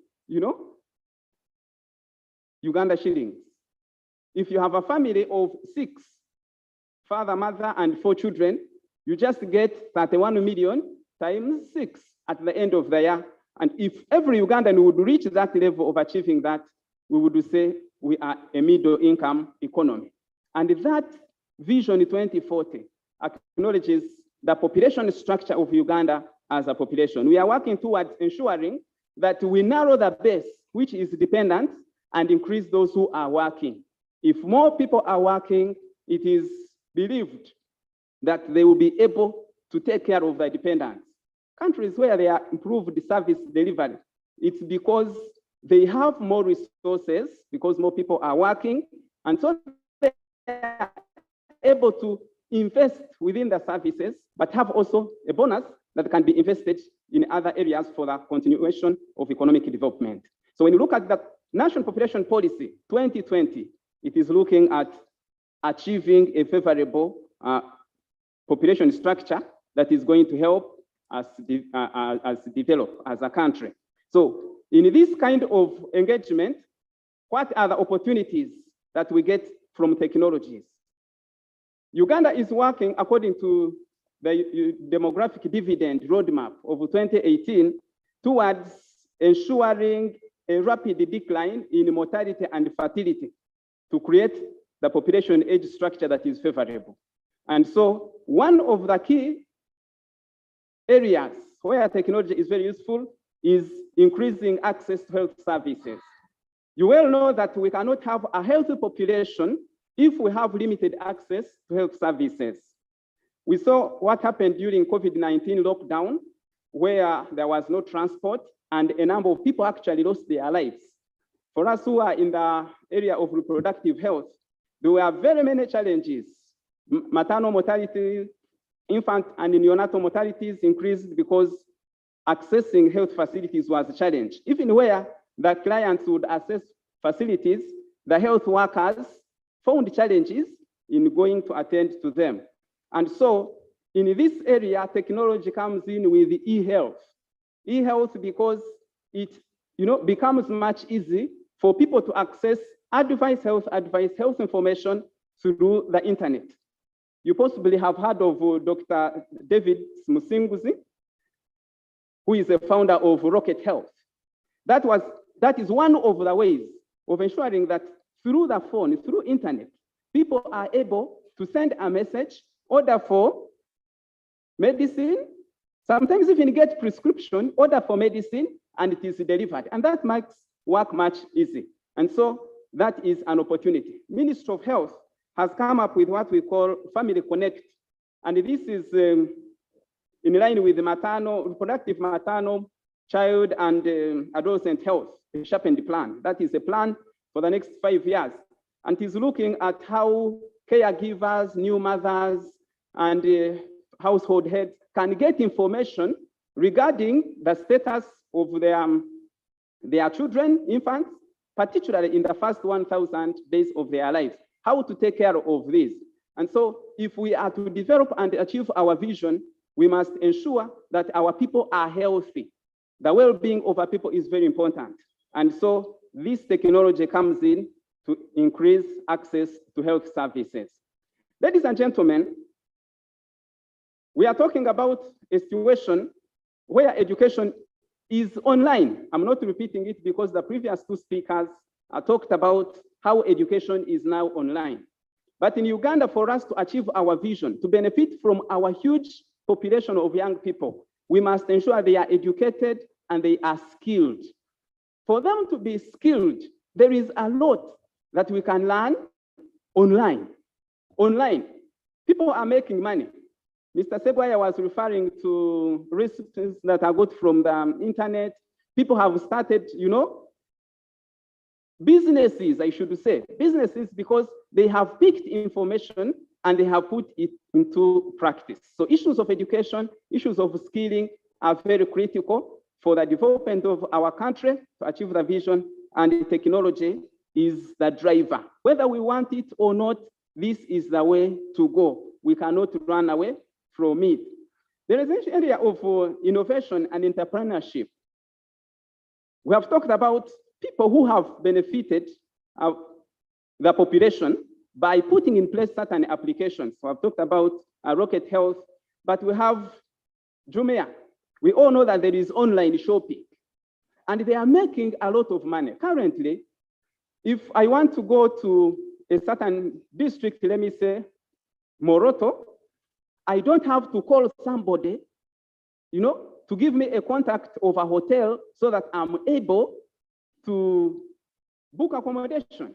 I can go online. That is technology. Look at the different hotels available and the rates and book the hotel I want to. Why? Because people have decided to put their businesses online. I will later talk about the challenges with this, but there are people who have decided to invest, to begin businesses. There is something called TikTok. I am not very good at these things, but there is TikTok. My brother-in-law decided to always record short videos and post them. And he was telling me he earns $100 per month from that. He started it as a joke during lockdown, and he has continued, he has kept it as a side business. And so there are people who are making money out of this, and it is very important that we actually make use of this. I want to talk about the different challenges. The first challenge that we face with increase in technology is unemployment rate, high unemployment rate. COVID-19 came up with virtual meetings because there were no movements. And because people saw it was cost effective to hold meetings at home, to actually work from home, a number of them decided to lay down their staff. There are people who have decided to reduce the office space because you can work from home and submit. And so if you reduce office space, it means certain officers are going to be laid down. But if there were cleaners, for example, you will have lost them. If there were people who were transporting you, they are going to lose business just because of this technology that has come. Then we also have poor attitude towards work, especially by young people. I sometimes supervise interns at the National Population Council, but you look at the way these people are behaving towards work, you cannot believe. It is surprising that someone from 8 to 11 has done nothing apart from surfing internet because they know there is free Wi-Fi at office. And people don't want to work. People want to get rich very quickly. You look at somebody who is not working, but just wants to earn because they are trying to bet so that they can win a lottery and become rich. It is a problem, and it needs to be addressed, ladies and gentlemen. Low creativity, my colleagues have talked about it, because children are seated watching TV, they cannot think outside technology. I have a 3-year-old girl, and every time she sees me with my phone, she says, "Daddy, let me show you how to tap YouTube." Because she thinks, playing is about the phone, about the TV, and we have put strict rules to guide that one. Ladies and gentlemen, there is also lack of life skills because you're not interacting with the people. He talked about it as a family. You're not interacting with your children. You're not interacting with other people. It is you and a gadget. And what happens? You find family values have been eroded. You cannot know how to address people. Why? Because you are not used to interacting with people, addressing people. And this is very, very, very negative because we are going to reach a point where we will find that customer care standards have actually reduced. So ladies and gentlemen, what do we need to do for us to be able to benefit from this population and improve the well-being of our people? The first thing is multi-stakeholder engagement. It is not the role of National Population Council, it is not the role of Ministry of Gender, Labor and Social Development alone, nor is it a role of ICT as a ministry. It is our role as different stakeholders. What can we do to ensure that we harness technology, but keep our values as a country? We have a role to play too. We need to develop planning and strategies. In our planning as agencies, in our planning as organizations, do we have such an issue in mind? Number 3, we need to change our norms and ideologies. There are people who think that when you allow a child access to internet, it is negative. Today we have learned that is both negative and positive depending on how involved you are to regulate it. We need to change our norms and our ideologies. We need to make life a little hard for some of our children. Not everything my children ask for is given, and they have not fallen sick because they don't watch TV, for example, during the day. It is a rule at home. Began with the firstborn, the second got to know it, the thirdborn knows about it. TV at home is watched at night with the permission of daddy or mommy, and the first thing we watch is news. Ladies and gentlemen, we need to commit resources to technology. I have realized that it has become easy for our children to be involved. Our children attend what we call Bible study fellowship every Monday evening, and it is online. And we have invested in resources because we must buy the gadgets, they must be in place, we must provide internet, but also we must be at home to guide. And so it is important that we invest in resources if we are to benefit from this. So I want to conclude and say technology is very important for the well-being of our people, and so we need to harness it. Thank you so much for listening to me, ladies and gentlemen. This is a very good talk on your anniversary. Thank you very much, and happy anniversary, our wife. Okay, thank you very much. He has taken us through, and we have seen why the Population Council is relevant and why we need the well-being of our population. But I got encouraged on the challenges he brought, which are related to the marriage and the children, the issue of interaction. Especially in marriage, when you find that there is a gap, there is violence, there is misunderstanding, and ensure you bridge that. The phone will not bridge it. It is interaction, bonding, being there for each other and talking to each other. Thank you very much. And then you need to invest resources. If you have to benefit out of the well-being of the population, you have to invest. People, the effect of being on any radiation thing for children, it affects their concentration span. And you find that when they are in class, they lose out quickly. And the teacher is teaching, but when the child is absent-minded, then we want them to do sciences because that's where they are paying the most. Now it brings me to the employer. You are going to employ these people who are already challenged in the family, they are already challenged at home. What is your role with the technology in the effect of being workplace balance? I'm reducing now to 13. because of the time.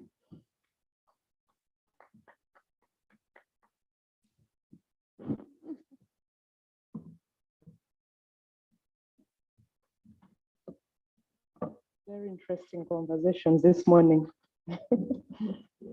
Good afternoon, everybody. Happy International Family Day, Uganda. Hello, children. We love you. We are parents. Thank you for coming. You are future leaders, okay? So whatever we get here, take one lesson. Just pick a keyword that you're going to tell mommy when you reach home, or daddy when you reach home, or even auntie. Isn't that so? You're all welcome. All protocol observed. I'll go straight to the point.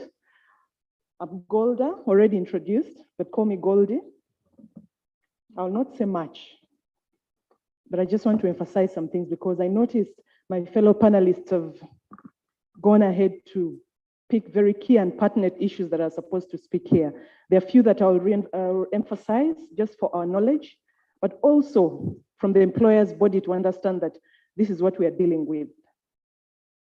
And allow me borrow from my brother of ABSA and the rest. They mentioned very critically that the family is a key unit. The family is a fundamental, basic unit of the society. And for me, that struck a mark. And for years, I think all of us have forgotten that we exist because we have a family. Anyone here who doesn't come from a family? Please. So you came from the other tree in Masaka? Or you evolved like the evolution, so-called, what they say? Someone asked me sometime where I was, where you were, and they were talking about evolution and how they're trying to promote that theory. And I'm like, excuse me, I come from Africa. And I asked them, is your grandmother a chimpanzee? Mine is not. And this is a white person I was talking to. They felt offended, but I had to defend my roots because family is very, very key, like all of us have said. And for me, I really want to ask us, like the Frank earlier on, the MC mentioned, what is the kind of family we want for Uganda? I stand here speaking to you on behalf of employers in Uganda, and I represent the Federation of Uganda Employers. The Federation of Uganda Employers is the voice of employers in Uganda. Each one and everybody that belongs to an employer's body, an employment here belongs to an employer. Isn't that so? So you are part of us. Your organization is part of us. And what we do, in just to say it in a very quick way, is that we speak with the voice of employers in Uganda on both social and economic issues. So when it comes to family, this is also pertinent to us because just like our fellow speakers, our fellow panelists have already mentioned and our moderator here, we have employees and employers struggling with what they call the work-life balance. And where we have reached today, actually COVID-19 brought it forward. The future of work is here. It is real. All of you have rightly mentioned, Honorable and the rest, that technology is at our doorstep.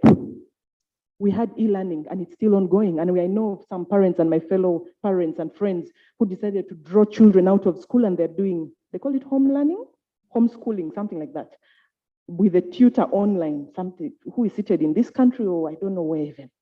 And the future of work is real. As employers, we speak of the future of work because this is one of the research that ILO, the International Labour Organization, rightfully has brought out, and a lot of publications have been done during this period of post-COVID and even during the COVID period, trying to advise employers and employees and staff, but also bring it back, relating it to the new technologies and the theme today, families. Because everyone in our organizations is a family member. You rightly said we've cut some stuff in our employments as employers, very true. But how did that come about? What are the new things that are happening? I want to tackle the challenge and give you just 4 very quick. I'll try to leave out what the rest have mentioned. I hope I will remember that. But a framework to just analyze this, looking first at the economic context. Look at the globalization of markets right now.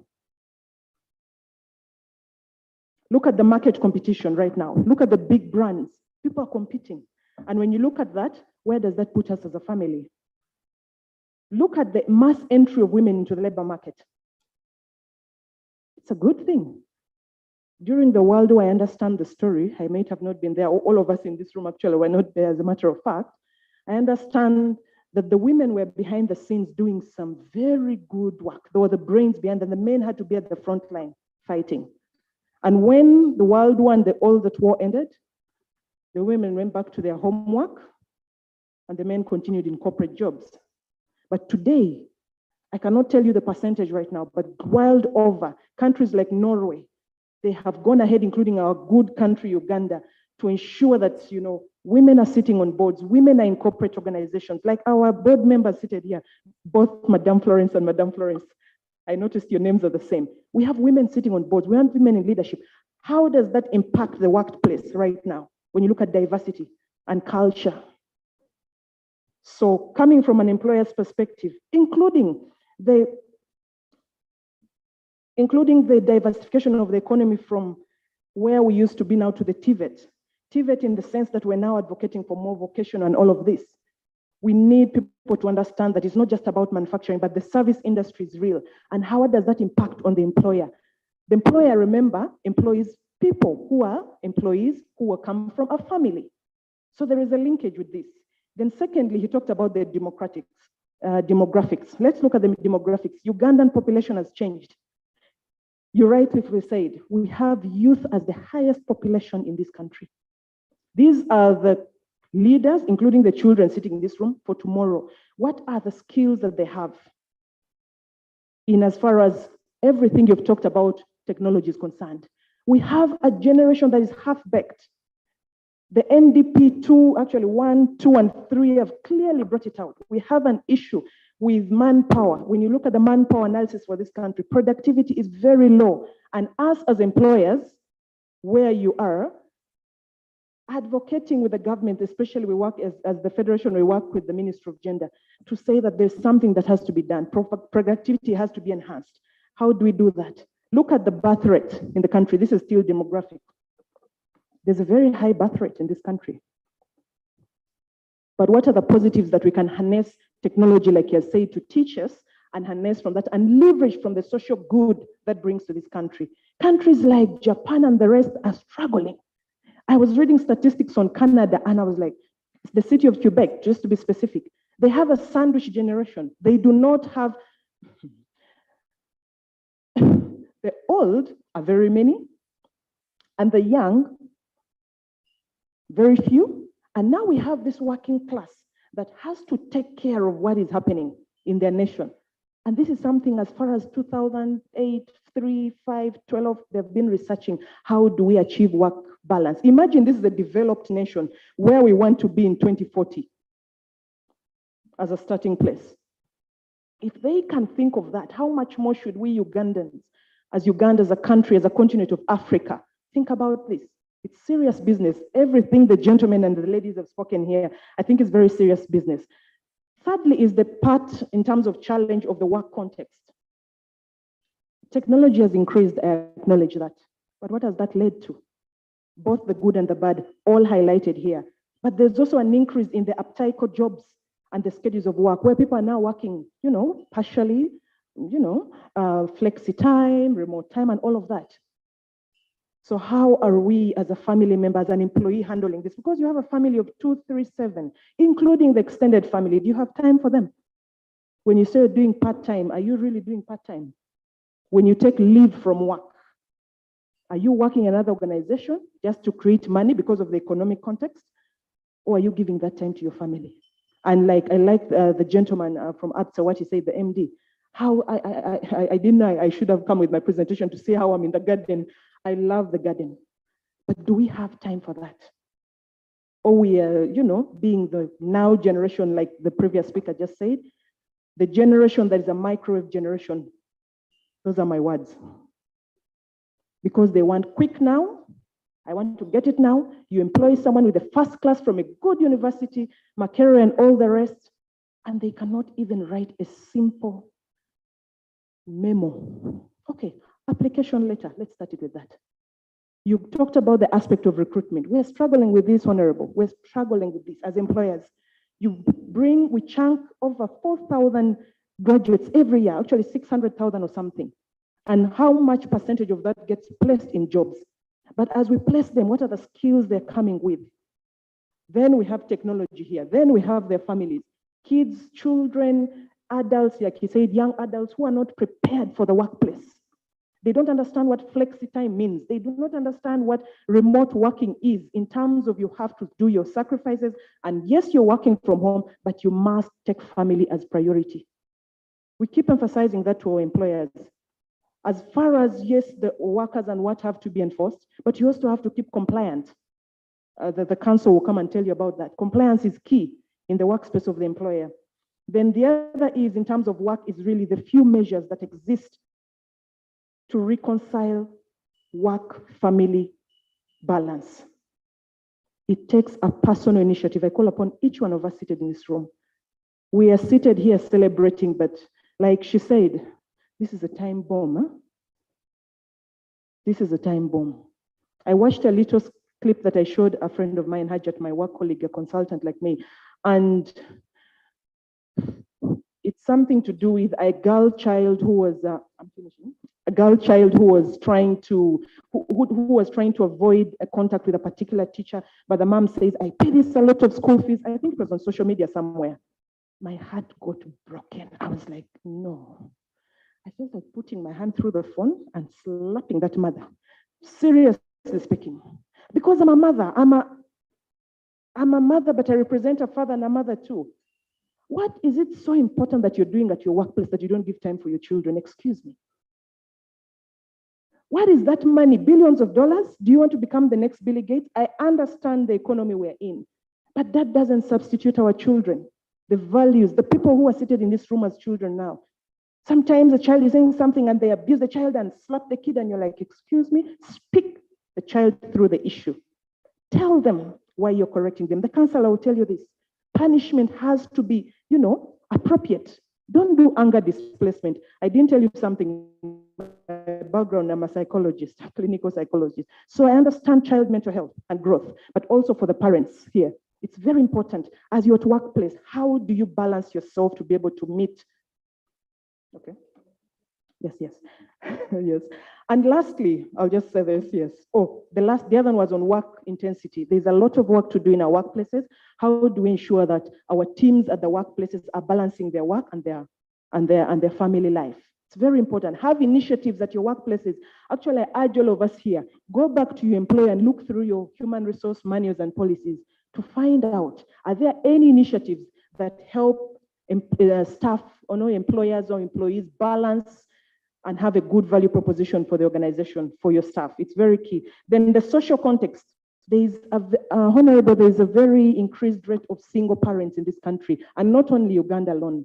This is something that is very serious. What is happening?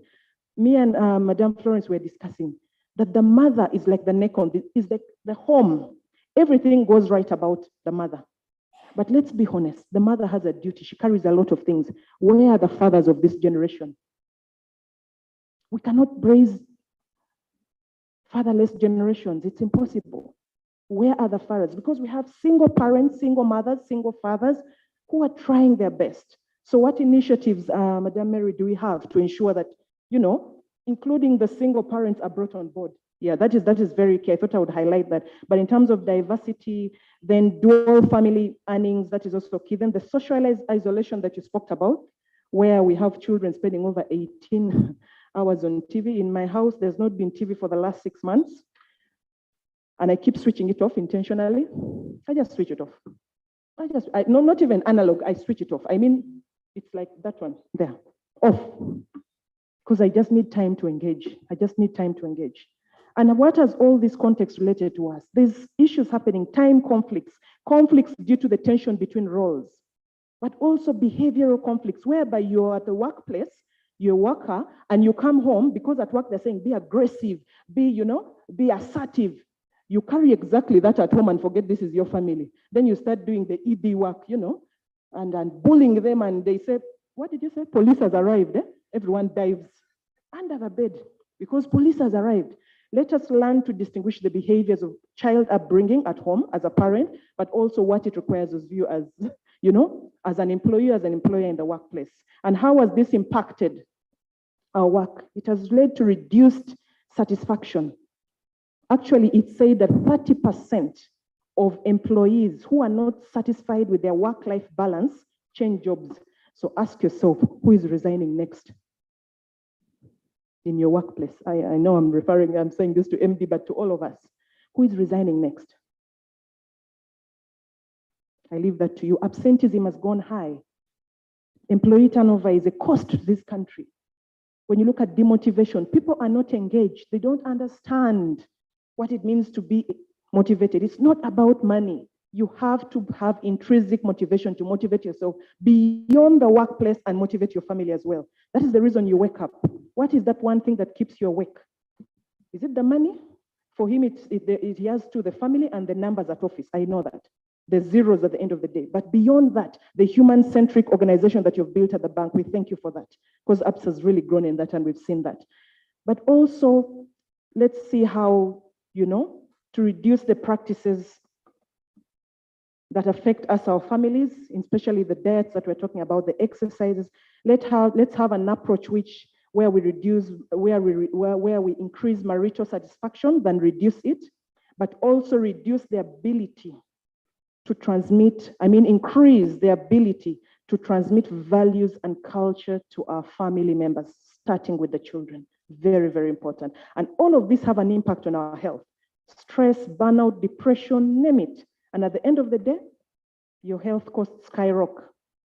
So as I conclude, I just wanted to leave you with these 3 opportunities that technology has brought to us as employers in the workplace. One, it has improved productivity. It can improve your productivity at the workplace. He rightfully said that, but also at home. Look at the Zoom meetings and the prayer of your team in your family friends who are seated all over the globe. You can have family time. You can have friends Zoom time with your colleagues. It's very possible. It's very possible using whether it's the Zoom apps or Hangouts or Google Hangouts, but also we've seen the collaboration, especially for Google, where it has brought for us documents, video conferencing, instant messages and video conferencing, all of that. Productivity is being improved, meaning as a country, if we use technology in the right way, the employer at the workplace will be able to harness business continuity, will be able to harness growth of productivity at the workplace, but also be able to understand their human staff very well in a more human-centric manner, if I could say. And lastly is the flexibility that it has created for us. Remote working is a real norm right now. Like I told you, the future of work is here. We are here and there are people online. It's possible, it's possible. So what is that brought for us? Meaning that the culture in office can still be set at home, but let's not forget to put the boundaries in place, please. But above all, I want us to get a place of center. Let's get centered. What are those special support systems that you have? Including your gate man. I will call them home managers. I don't call them maids because they're very important in my eyes. When we are not there, we're 95% at our workplace. At home, we're 5%. Why? Because even if you go on leave, I have done this, I know it, you're still working with your computer. And that image that Mr. Michael showed us, we all fall somewhere there. I am busy. Let me finish this, then you take the whole day. Like for some of us who are workaholics that are trying to now, balance, it's not an easy path. It's not an easy path, but this is something that we need to intentionally do. I want to leave you with a model called ERIC. Please write down the word ERIC and write it down in vertically, ERIC. Each of us in this room, I challenge you. ERIC, E stands for let's eliminate everything that is unwanted, work-wise and technology-wise, that is depriving our families of our time and our love. Then R is reduce. Let's reduce on our workaholism and try to increase or even improve our time with our families, quality time with our families. Then let's increase the best practices that you're doing right now. As you do this, as a family, if it's your prayer altar, if it's coming together on social functions, please do that more. COVID separated us a lot. Then lastly is, what are the new ideas you can create? It's for create, your new creations. I challenge each of you, go sit down with your children. Think about the ERIC model. What are the things that you can do? As you do them, enhance yourself, support yourself, because all these dynamics that we're talking about, the unrealistic demands, the lack of control, the unsupportive relationships, all of that will come to an end. but there has to be a starting point. And just like the fellow speakers have said, we cannot be in this room speaking and we are not doing nothing about it. There needs to be an action plan for us to go on. And my conclusion is healthy families are a building block for a healthy nation. To build strong families, family units requires the support, collaboration, not just from government, but for every social and partner in this room, but also we, the parents, we're the key stakeholders. The family starts with us, like they spoke earlier on. So thank you so much as employers. We hope and look forward to a stronger Uganda with high productivity and manpower. You know, we need good manpower, skilled, both semi-skilled and skilled, but we need to enforce and just to celebrate ourselves and say, okay, here we have gone wrong, here we have not done wrong. So use the ERIC mode. I want to thank you so much for listening to me. I had to go very fast. I hope you understood what I was saying. Thank you. Thank you very much. I know we are rushing, but we are picking something out, and the last one is really something that we are going to do. She has brought out the issues of employment and employees, the relationship, but there is a challenge that I want to give you, the issue of breastfeeding to ensure that the working mothers are comfortable at work, which affects low productivity and even others recruiting. If they find that I'm in the reproductive age, there is a question, especially banks, that they don't take those who want to produce quickly because it affects the leaves. So those are some, and to give you a homework as employers, if you can get also some little money, and we have more discussion about this during the year, because we are now launching the theme so that the whole year we talk about it. Okay, at this, everything has to work under policy.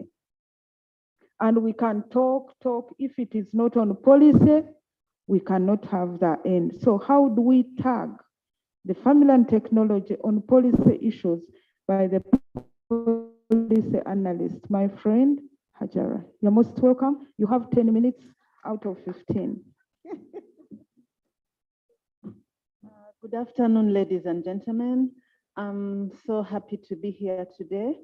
Ruth, I don't know if that was intentional, but anyway, I truly understand the time consequence. So Uganda has really an embracing policy framework when it comes to the use of technology. I have tried also to concentrate this presentation on things to do with child protection and family promotion. So Uganda has a constitution which really clearly promotes the fundamentals of protecting human rights and freedoms. Then we have the Penal Code Act, Act 123, which also clearly presents us with avenues of how to address matters to do with rape, defilement, and any harassment and violence in case they happen. Then we have the Sexual Offenders Bill. But when it comes to technology itself, we have policies such as the National ICT Policy, the Information Management and Safety Policy, National Electronic and Government Policy Framework 2010. And then we also have several other acts that are in place to promote the great usage of technology. Now, how do we now finally tie this into what we are doing here today? We all recognize that Uganda is also a signatory to the SDGs. Uganda has Vision 2040, whose major objective is to drive Uganda from peasant to a modern society. We have National Development Plans 1, 2, and 3 to meet. And also, Uganda now has the Parish Development Model. All these are kind of like policies, regulations, and administrative requirements. However, for us to get there, technology is the only vehicle now, unless we have something, a new vehicle. Technology is the most recommended vehicle that is going now to help us achieve all our dreams efficiently and effectively. When we talk about the Vision 2040, technology actually is one of the most recommended tools that will help Uganda achieve this dream of moving from a peasant to a modern society.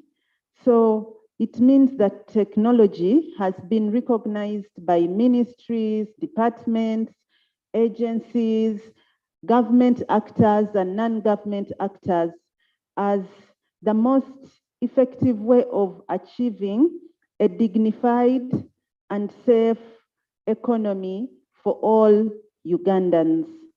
So what are some of the opportunities? Yes, our current legal framework had helped us as Ugandans achieve several milestones.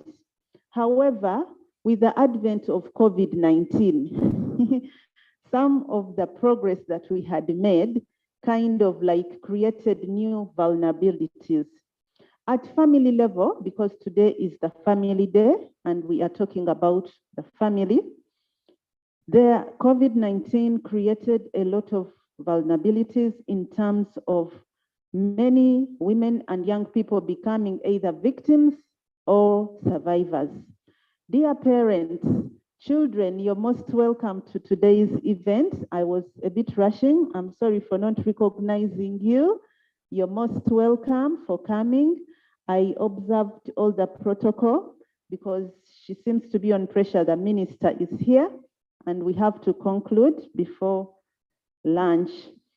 So COVID-19, like I was saying, many young people, women, husbands, boys and girls became vulnerable to harassment, abuse within the families that they live in, directly by their own parents, relatives, neighbors, and friends. Most of these cases, of course, were created by technology. Imagine your child chatting with a neighbor's son. Now, this is how technology is creating issues within communities. So within the legal frameworks, much as we've been having enough legal policies that have been addressing some of the cases, COVID-19 created an opportunity to review some of the policies that we have so that they speak directly to some of the emerging trends that were created by COVID-19. Technology, what are some of the opportunities? I will highlight one major opportunity that technology has created. It has created flexibility within families. For example, we are here attending this wonderful workshop, but we are able to pay bills despite us being in these rooms. We can make purchases despite us being in these conferences. So at a family level, families continue to enjoy those flexibilities at any time, whether it is purchasing items or clearing bills or expenses, which was not the case before technology.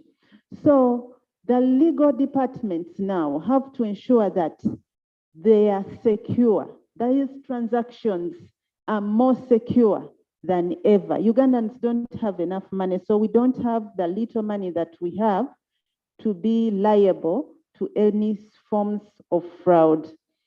When it comes to challenges, one, technology created a new type of parent. One of my colleagues hinted on this type of parent, and this type of parent is this new family of man and man family, woman and woman family. I felt like it would be unfair for me to live today without sharing with this audience about how us as Africa and Uganda, how we can ensure that technology does not now inform the decisions of our future generations. Because when we talk about family, the family that we are talking about is between man and woman. And yet technology right now is driving the other type of family, which I have already talked about. This is one, for me, one of the greatest challenges for today's technology. Technology is also facing another challenge in terms of it being very expensive in Uganda. Data is expensive, and the setup in terms of infrastructure is also very, very expensive. Okay, Ruth, I'm concluding. I want to conclude by saying that we can no longer hide our heads in the sand like ostriches. Technology is here and it is much needed. What we might have to do is to embrace it and see how we can promote a value-based system. Each parent has a dream when they become pregnant. What is that value that you want to see your parent, your children promoting and continuing to sustain as a family? If we continue to identify and to promote a value-based system at a family level, I am very sure that Uganda will not be much affected by the challenges that that technology is creating in our families. Thank you very much for giving me the opportunity. Thank you very much, Hajara, my friend. Sorry for that. But you've given us, you've highlighted, and as you are talking, our chief guest came in, and I'd like to ask for high indulgence. We conclude the panel discussion, and later we go in for the closing. Thank you for allowing me. So she went through the policies and the laws that are there that help us to target the family. But I want to tell her that she goes with this, that we don't have any policy or any law that specifically helps the implementers on how to target the family, but we are bringing it out as a ministry and it is coming to cabinet now. So we want to thank you and we pray that we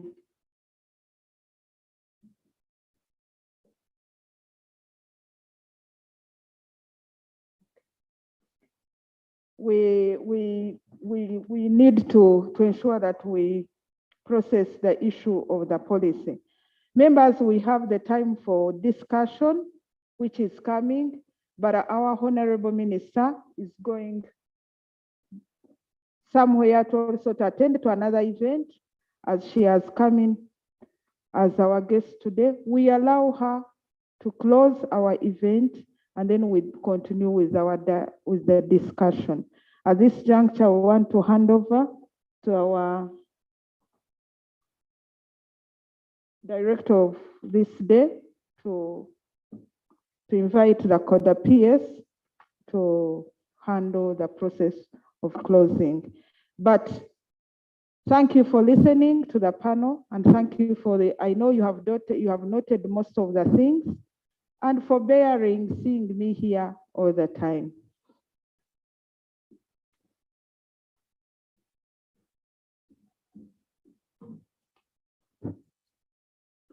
Thank you, Ruth, and our discussants today. Ladies and gentlemen, as already mentioned, we are joined by the Honorable Minister for Karamoja Affairs, the Honorable Dr. Mary Goretti Kitutu, who is the Minister for Karamoja Affairs, here with us. A round of applause. Honorable Minister, you're most welcome to this day where we discuss families. And I know that you are a strong advocate of families yourself, because I know your profile includes many other things: being a mother, you're a loving wife, a woman and child's rights activist, and a girl child education facilitator. A round of applause to our Honorable Minister. So you're in the right place, Honorable.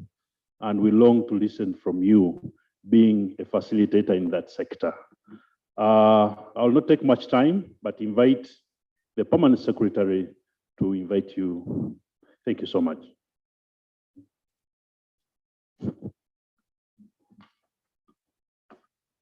Our chief guest this afternoon, Honorable Dr. Mary Goretti Chitutu, Minister for Karamoja Affairs. The panelists, Honorable Minister, on your left and right. In view of time, I may not mention them by name and institution.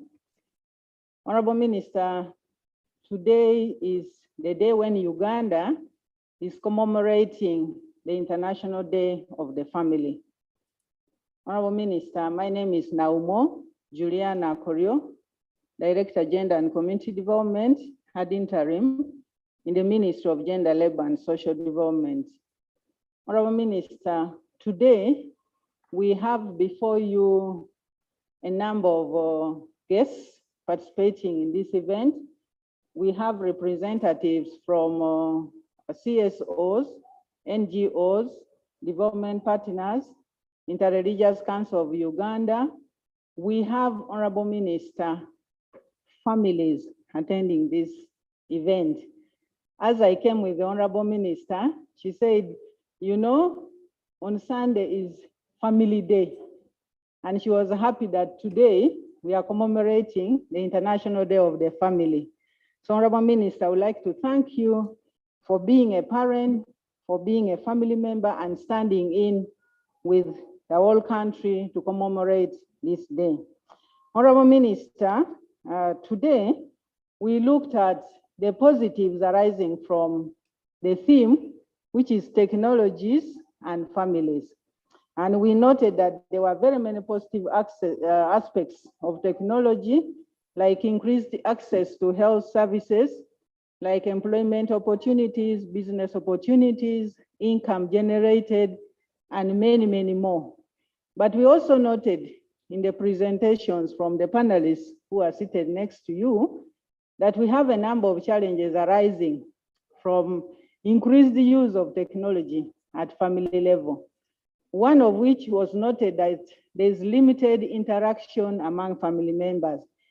Both the parents, in most cases, and the guardians take a lot of time looking at the phone and not attending to each other or attending to the children who are asking for support. They gave an example of a child who said, father and mother, I wish I could become a phone. Because whenever the child ran to the father was on phone, ran to the mother was on phone, and the child wished that they were a phone. So you can imagine that kind of scenario, and that is not good for the country. Honorable Minister, we noted that in some cases, there's increased domestic violence because some people take a lot of time looking at WhatsApp, social media on the phone, communicating with other people and not attending to their roles and responsibilities at family level.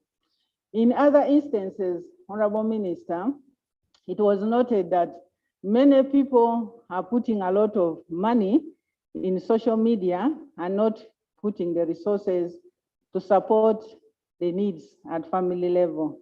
There were so many challenges that were highlighted that the technology and the systems and phones that we have are exposing our children to pornography.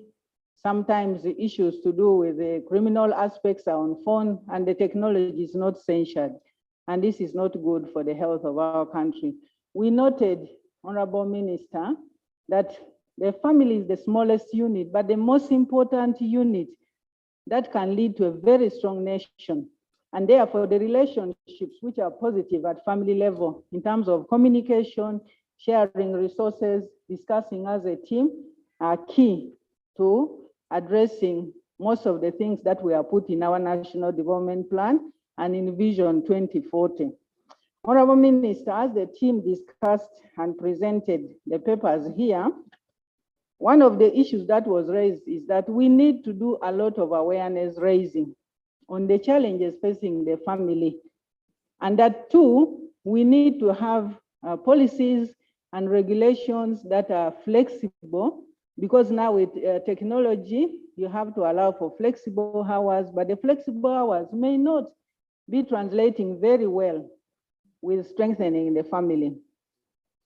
When someone is at home working, how do they ensure there is work balance on what they are doing at family in view of the flexible hours, but also in view of the people with whom they are staying?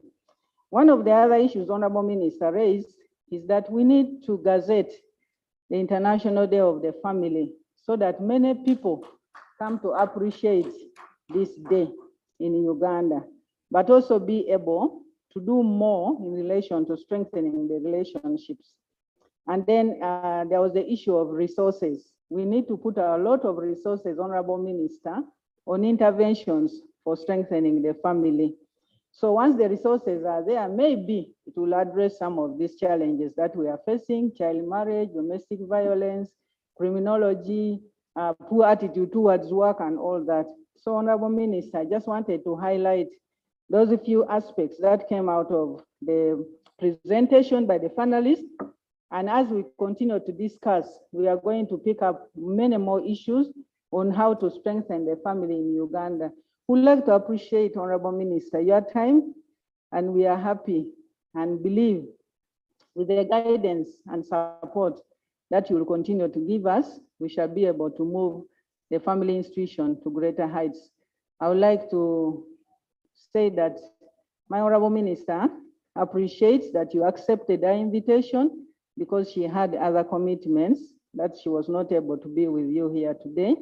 And with that, Honorable Minister, I take this opportunity to welcome you most sincerely to make your remarks and then to close this dialogue. But as she finishes with the closing, we shall continue to pick out the issues in the discussion arising from the presentation. Thank you very much, Honorable Minister.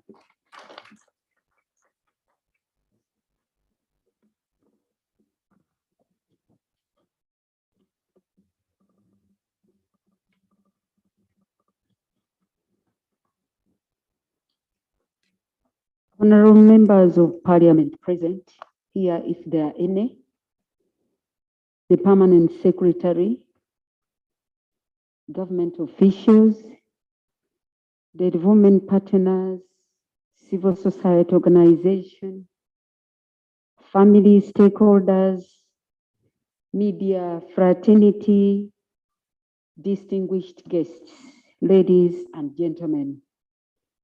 Like they have told you, I'm called Dr. Kitutu Merigoretti.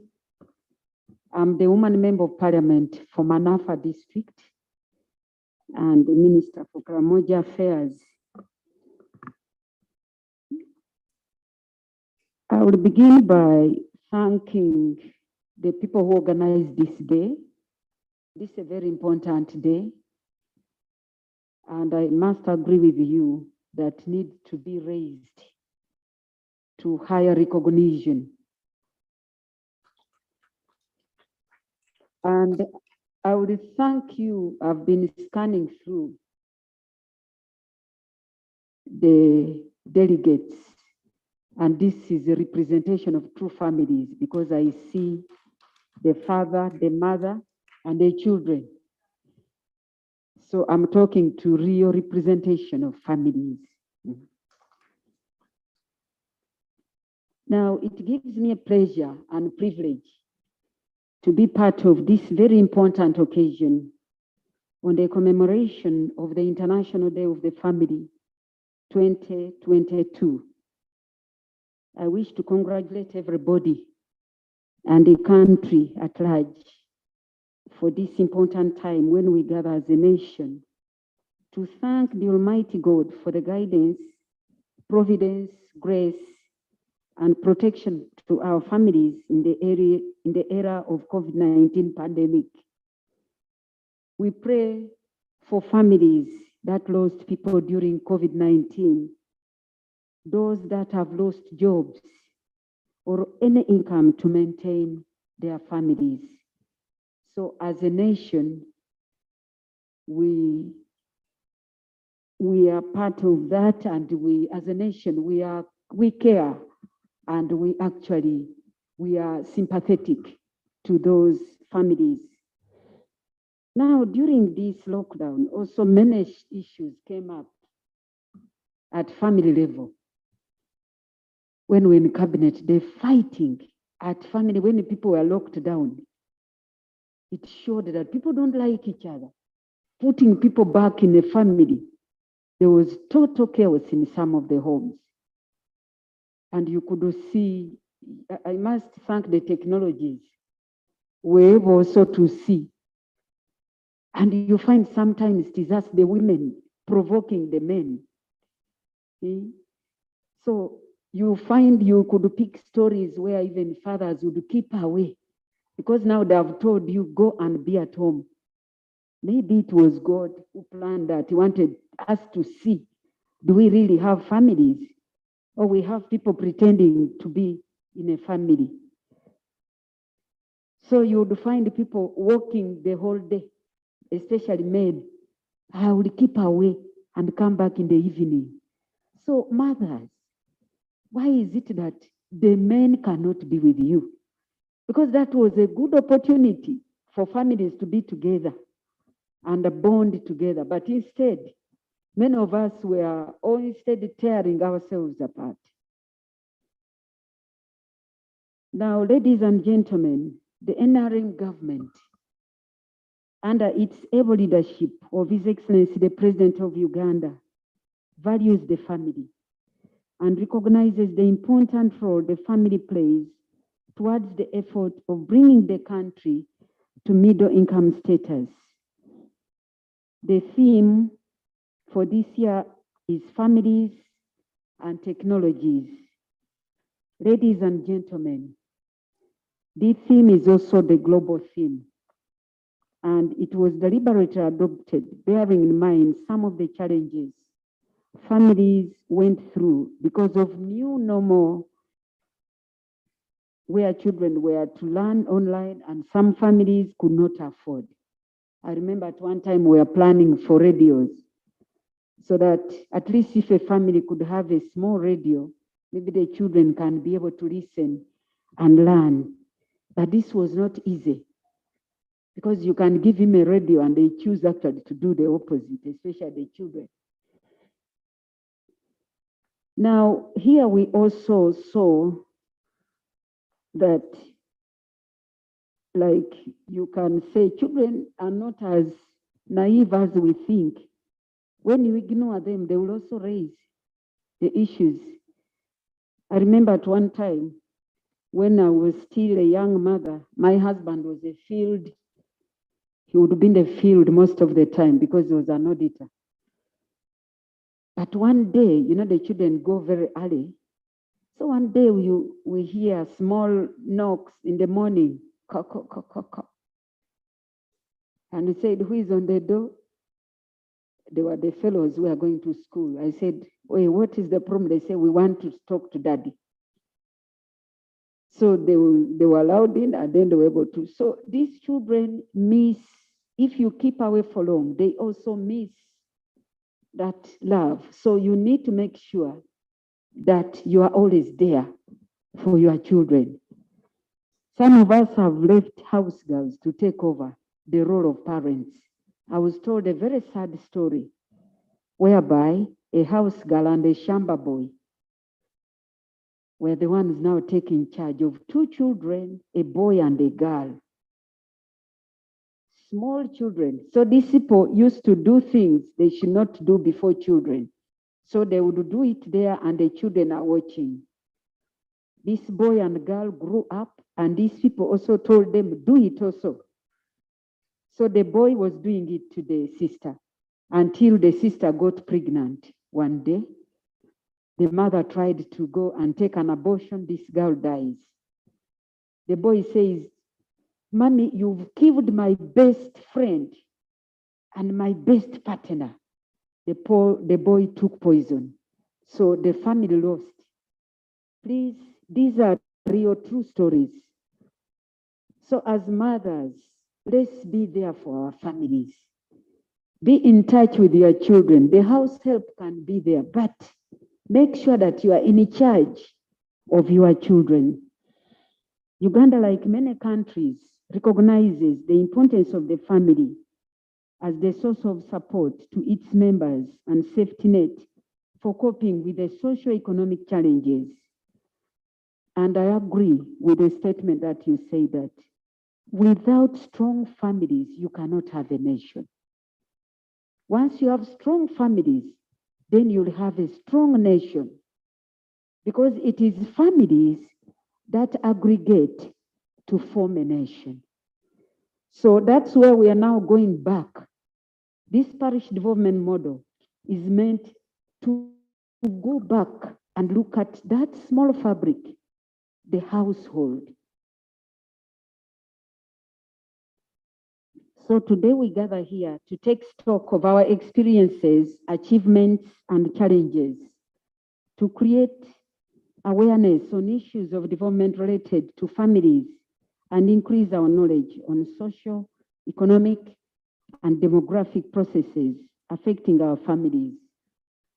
Technology is one of the issues to tackle today, and we need to agree that it is here to stay. It will even become worse. You now hear people bringing in things that transgender, that you are neither this or you are that. And I one time asked my young son, I said, what does that mean? He says, okay, they are doubting whether you are here or there. How can that be? And these children are reading on the internet. We now have these laws of freedom where children have taken on and they have their rights. You hear them also speaking. Well, it is true, we can give them rights, but as parents, we should be there. Otherwise, we shall have no nation and no children. Now, technology is one of the issues to tackle today, and we need to agree that it's here to stay. What we do as a country, community, and families to identify opportunities they are in. So technology is good, but how far we go with it should also be what we have to be conscious about. Uganda, like many countries, recognizes the importance of the family as the source of support to its members. And this we all know. And you know, I'm in charge of a very delicate region, that is the Karamoja region, whereby a lot goes on, especially at the family level.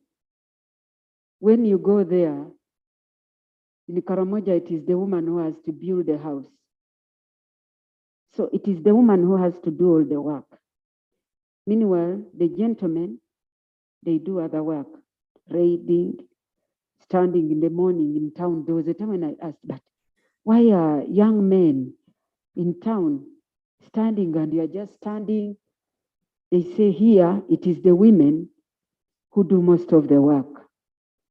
Well, the women do that. Those who go to the gardens, it is them who go to the market, sell, and the money is controlled by them in the pocket. Now, you know what becomes of that? Because you've made me in charge of everything. We have a challenge of over drinking. People consuming alcohol. Karamoja is number one. 48% out of 100 people are consuming this local waraji. And the women are on top. So I had to find out why. Because you've made them in charge of the money. So after I've sold, I'm free to do what I do, because the money is standing there in the trading center. And I'm the one with the family resources. So this is what we are doing to go down. The family is almost destabilized in Karamoja, and that's why you see those who are running on the streets here. They are running away from the problems there and taking refuge here. So, ladies and gentlemen, on the issues which arose from this dialogue, I would like to call upon the ministry concerned to pick up the issues and ensure that they are implemented. If need for police intervention, let it be brought to the Office of the Prime Minister, where we will work together with the Ministry of Gender, Labour and Social Development to collaborate with various stakeholders and coordinate their achievements on a quarterly basis. We are now emphasizing the mindset change. That's a very important area. As Ugandans, we really need a lot of mindset change. Even us who are educated, we need to change the way we think if we are to really succeed in this. I therefore call upon ministries, departments, agencies, religious institutions, cultural institutions, NGOs, educational institutions, and the private sector to sustain the activities. Ladies and gentlemen, as I conclude my remarks, I would like to thank the dedicated work of the National Organizing Committee, and I would echo that this day needs to really be brought up. Maybe you need to bring a cabinet memo whereby we will get our support, and this should be a day that is given prominence. I've seen many days where we celebrate, and sometimes you wonder what are we really celebrating. But for the Family Day, I think it is justifiable that we need to put at least one day in the whole year where we all reflect on issues of the family. Ladies and gentlemen, I think I will continue saying that the Office of the Prime Minister will continue to play its role of coordination, and we shall work together with the Ministry of Gender, and we see that the family gets its prominence. And with that, I know Uganda will be a better country to live in. Once families flourish, then you will have a population that you can be proud of. With those few remarks, I thank you, those who have turned up for this occasion, and wish you and your families good celebrations. And also, as I conclude, as a Christian, also as one who believes in God, I know we have various religious denominations here. We also need to put God at the center of the family, and then we can be able to move. Put Christ in the midst of the family, and you will never go wrong. So teach children to know God, and you will see them take the right route. So with those few remarks, as a mother, I congratulate all Ugandans upon this very important day. I've seen families celebrating, and I will continue praying for you that we have families that are worth in Uganda. Thank you for God and my country.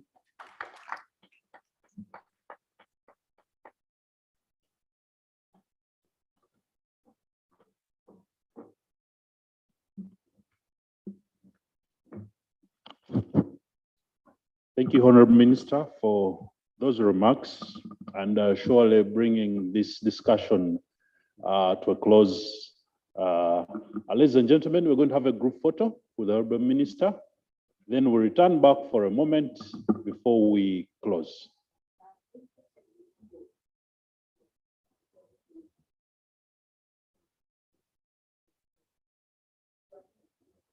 Thank you, Honorable. We shall have the group photo at the, can we have it here? Okay, let's converge in front here.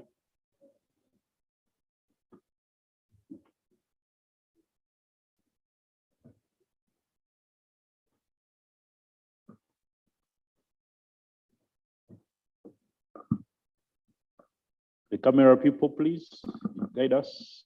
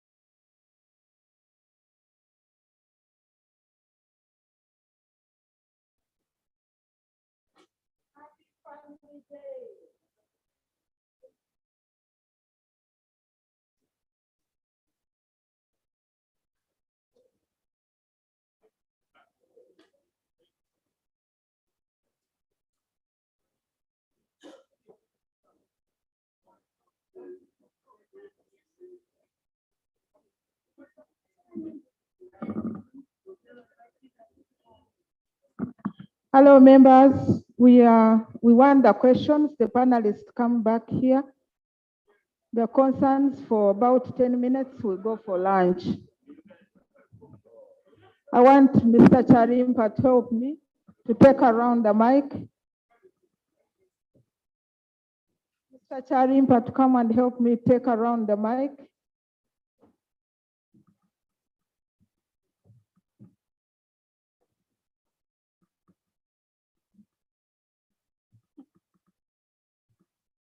So can you raise your hand and we see those who have issues? We give about, 1, 2, 3, 4. Get your numbers, 5, 6. Okay, let's take those 6. 7, let's take the 7. We start with number 1. Don't give speech, you bring out the issue and the one you are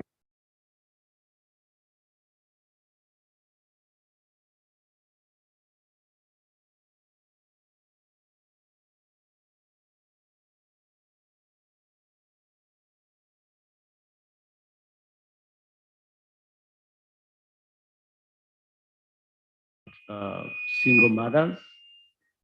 And the comment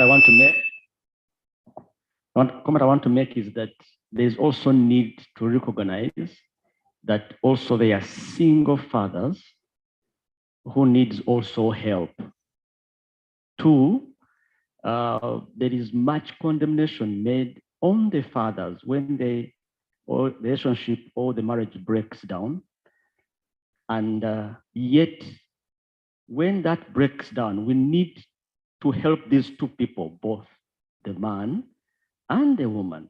Demonizing the man for a failure of a marriage or relationship has led to so many men failing in their role as fathers.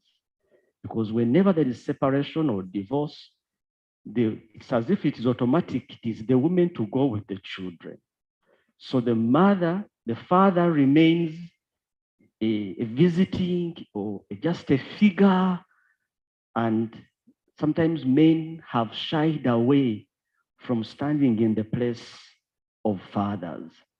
And I think there is a need for us to help as many fathers, as many men as possible, to be able to remain fathers, even when there is divorce or separation, or, and also to see how we can help these single fathers on how they can also be credible fathers in the lives of their children. Finally, on inclusion, it was a shock to me that this day even exists. I didn't know. I'm a strong advocate of families.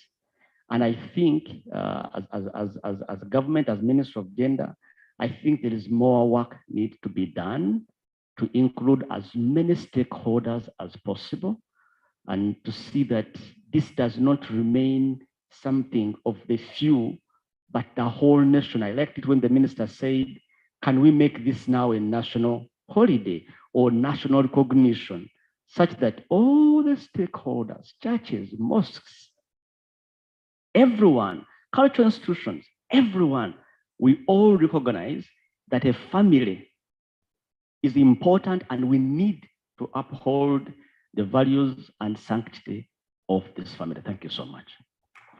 Thank you so much. Those with children, please, you are guided to take the children. If you have one person, can go with them to have something because they cannot proceed further with the hunger. Number 2. Thank you so much. Protocol observed. I am Ndagire Lillian Rovings. My reaction will go to what the question that Mr. Seguaya posed. He said, what are you doing at home? It's $1 million question. Really, what are we doing at home? What we do at home is what our children emulate. Some parents dress indecently. How can you talk to your child about dressing well when you dress indecently? Some of you are vulgar. The way you speak to your child, to the people around you, it's what your child will emulate. Some of you are drunkards. You come back home drunk. And then how will you educate your child about drinking when you get drunk and come back staggering? Some parents are even reckless in that they have sex when children are watching. How can you really regulate your child not to have early sex when you do it when the child is watching? When Madame Nasanga was speaking, she said that the mothers have failed to adapt to the new norm of technology. But she's talking about the mothers only, but what about the fathers? Me, when I was growing up, my father was the police. When you do something outside, he'll be like, you just know that tata and this. So the fathers, please take up your role as fathers. You just impregnate a woman and then that is all. But if a child, for instance, if once in a while you prepare a meal for your family, those fingers will not fall off. This son of yours will one time go and see that my father one time prepared for us a meal. So when he gets married, he will do that for the family. So please, fathers, take up your role as fathers. The nation will be better.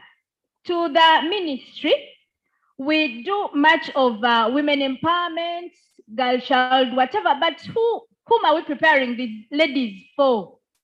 The boy child should also be put into the picture of being educated, of being like guided.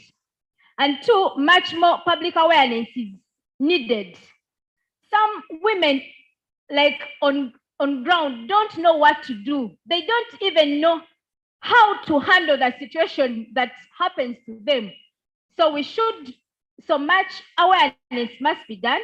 More counseling must be done.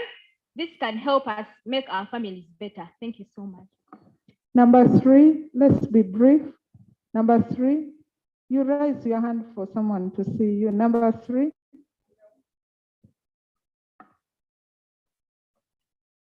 Okay, thank you very much. Protocol observed. My name is of Buchira Robina from Kawempe, deep down there in the slums, Kakungulu zone. And I'm the chairperson of the parents being empowered by Plan International. So the main point I'm going to put out is, please, family members, dialogue assertively with each other. That is the main thing I want to talk to you. And within the dialoguing assertively, we have 4 steps. 1 is active listening. Each other, I've seen these pictures which you have put across.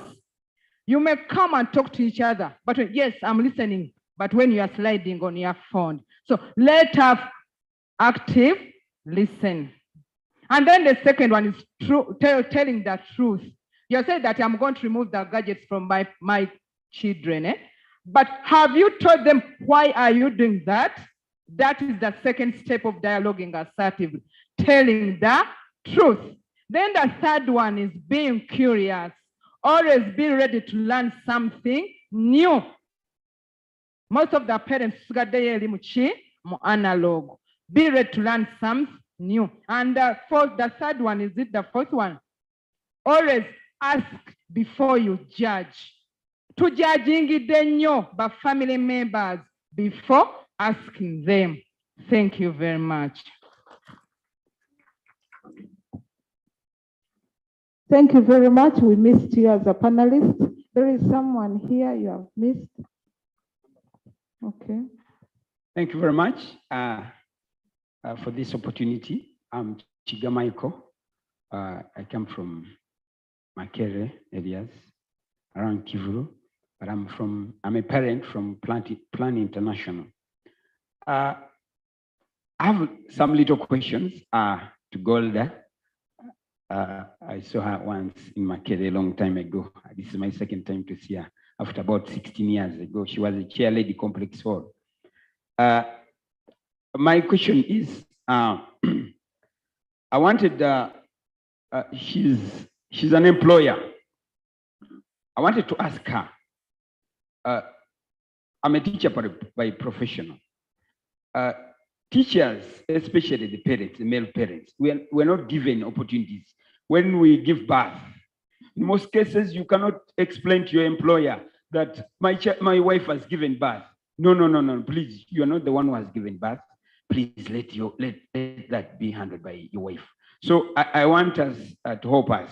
How should we, you employers, how are you going to talk to our employers also? I'll handle that case. If we give birth, I have 6 children, but I've never been given even 3 days on leave. So please help us to talk to our employers. Secondly, maids, I've told you I have 6 children. I have maids, but yesterday, my firstborn is at Makere College School. Had little money, so I left him at home somehow. Then when I woke up in the morning, yesterday, I woke up around, I think it was around 3 in the night. I saw him on TV with a maid. So I got so perturbed and flabbergasted. What were they doing? So I don't know. I called the boy, I'm very afraid to speak. What were you doing with this maid? But when I opened my door, they all raised up in fear. I don't know what they were doing. So I want somebody to help me. What do you think they were doing? So that one, it is still perturbing my head. The last one is,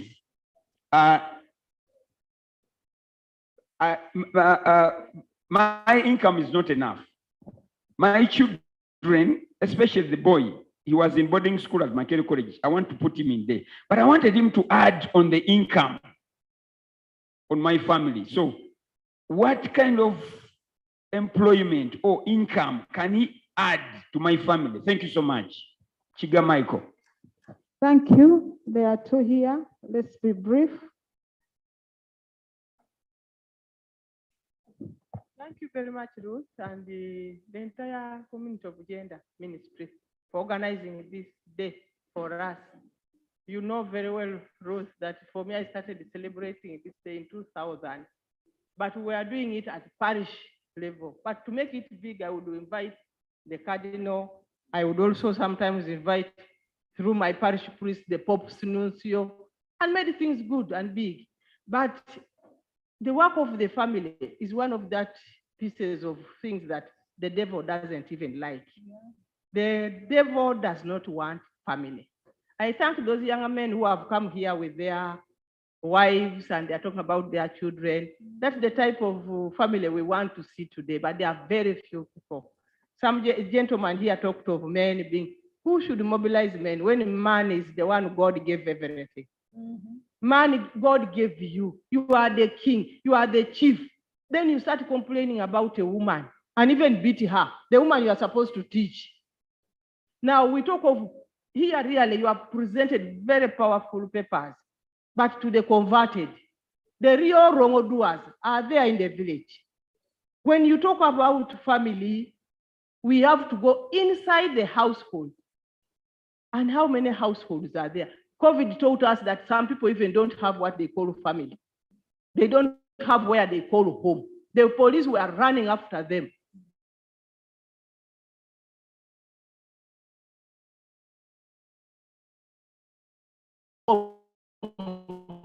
there is no home. And it is really very shameful. Now, for children, marriage in that yours. I'm a counselor, a family counselor. I'm Florence Kwesigavo. I work with the Uganda Episcopal Conference, the National Family Office.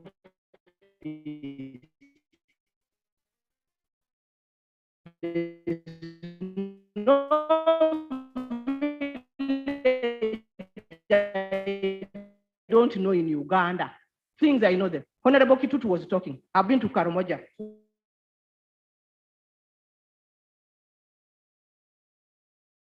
That want, there are children who have never been hugged. And yet for children really want just a mommy, just to be there. Eh? And I think even men, you like a woman just to be there. Now, if you are not happy, you enter, you are aggressive. Some women also become aggressive. They say, can you transfer love? Can you transfer happiness? When you look at a friend when you are gloomy, even the friend will become gloomy. If you look at a friend when you are smiling, they may also force out a smile. So besides working with the Catholic Church, I belong to Interreligious Council of Uganda. I'm in the National Coordinating Committee of the Women of Faith Network. In that level, Nasang has been here, but I also want to recognize NASA. He's for the youth. We go countries with him, Nigeria, Ethiopia, with him. He's for the youth. So work for the family. For me, I'm glad. Ruth, I'm going to give you, I have done work since 2000. So I told you I celebrate families since 2000. I've done good work, which I praise myself for, but I want to thank God for enabling me because it is not easy. Thank you very I've much. worked with the bishops of Uganda, and this is the report I have, for 10 years, uninterrupted work with the trachea. I have made a report so that when I rest, I know there's something written. Ruth, this is your copy. Thank you for listening to me. Thank you very much, But your the work neighbor. of the family, please, in the parliament, when people are, you hear a man has a wife there, wife there, wife there, child here, child there, and then you celebrate that. Where are you going to get good families when there are no parents who are exemplary? We start with those high men. You go to parliament and see whether they will support anything about family because they are themselves wrong. They are wrong. God forbid. We pray first. Maybe we pray God arrives there so that they convert because we need social transformation. If we don't do that, I hurt. Because if a girl is trained, she marries a boy. A boy is so rude. Rude. Yesterday, I dropped a certain woman somewhere in her house. The man saw the vehicle and walked inside. When he came back, he looked at the woman. He did not even say, welcome back. Thank you, Madam Kwesiga. I know when you start. And that is a man, and that is a man of 40 years plus. We have men who are 3 years, and yet they are 40 years. And I'm telling you that children at 4 years, they have already formed the character. Yeah. Don't work hard when a child is already 7. What? You have left the child, you have misused the useful years of imparting love. Some of you wait for children to talk. They will not talk. They talk what you have talked. So 4 years, the first, Honorable Muguta, can you look for these men and women and tell them that the first 4 years are very important. If a child is breastfeeding and looking in the eyes of the mother and the mother is smiling, that child will be happy. But there are women who put the child sits in the back of the seat and she puts the milk to feed. Banana. And that is a woman who has even a car. She puts a bottle like this. A child needs to be shown love. And the love starts with breastfeeding. By the way, my daughter started a milk bank for women with no milk. If you want milk for yourself and your baby, you pay for that advert. It is free of charge. Even the milk is free of charge. It is free of charge. You log in Ata milk and give milk to people who want it for their babies. Because a hungry baby is that one who will be even a thief. If a child is not satisfied all the time, you be prepared for your own thief in your house. Thank you. Thank you very much. That, be brief, please. People want to go for something. They have diabetes and ulcers. Thank you so much, Ruth. All protocol observed. My name is Dixon Tumuramye. I'm a parenting coach and a child advocate. I'm also a husband and a father, and also a writer on parenting. And I'm also a founder of Men of Purpose. It's an advocacy and mentorship program for a boy child in Uganda. So I want to thank God so much for this day. And my question will go to, the first question will go to Mr. John Ampili. Thank you so much for your presentation. You mentioned about 75% of Ugandans are dependents. And today morning, I was reading something on social media that 1% of Ugandans earn 1 million and above, and I thought it was a lie. But when you mentioned that 75% of Ugandans are dependents, I got so much worried, and I was like, maybe this is true. And so you promised that by 2040, you are doing something for Ugandans to live better.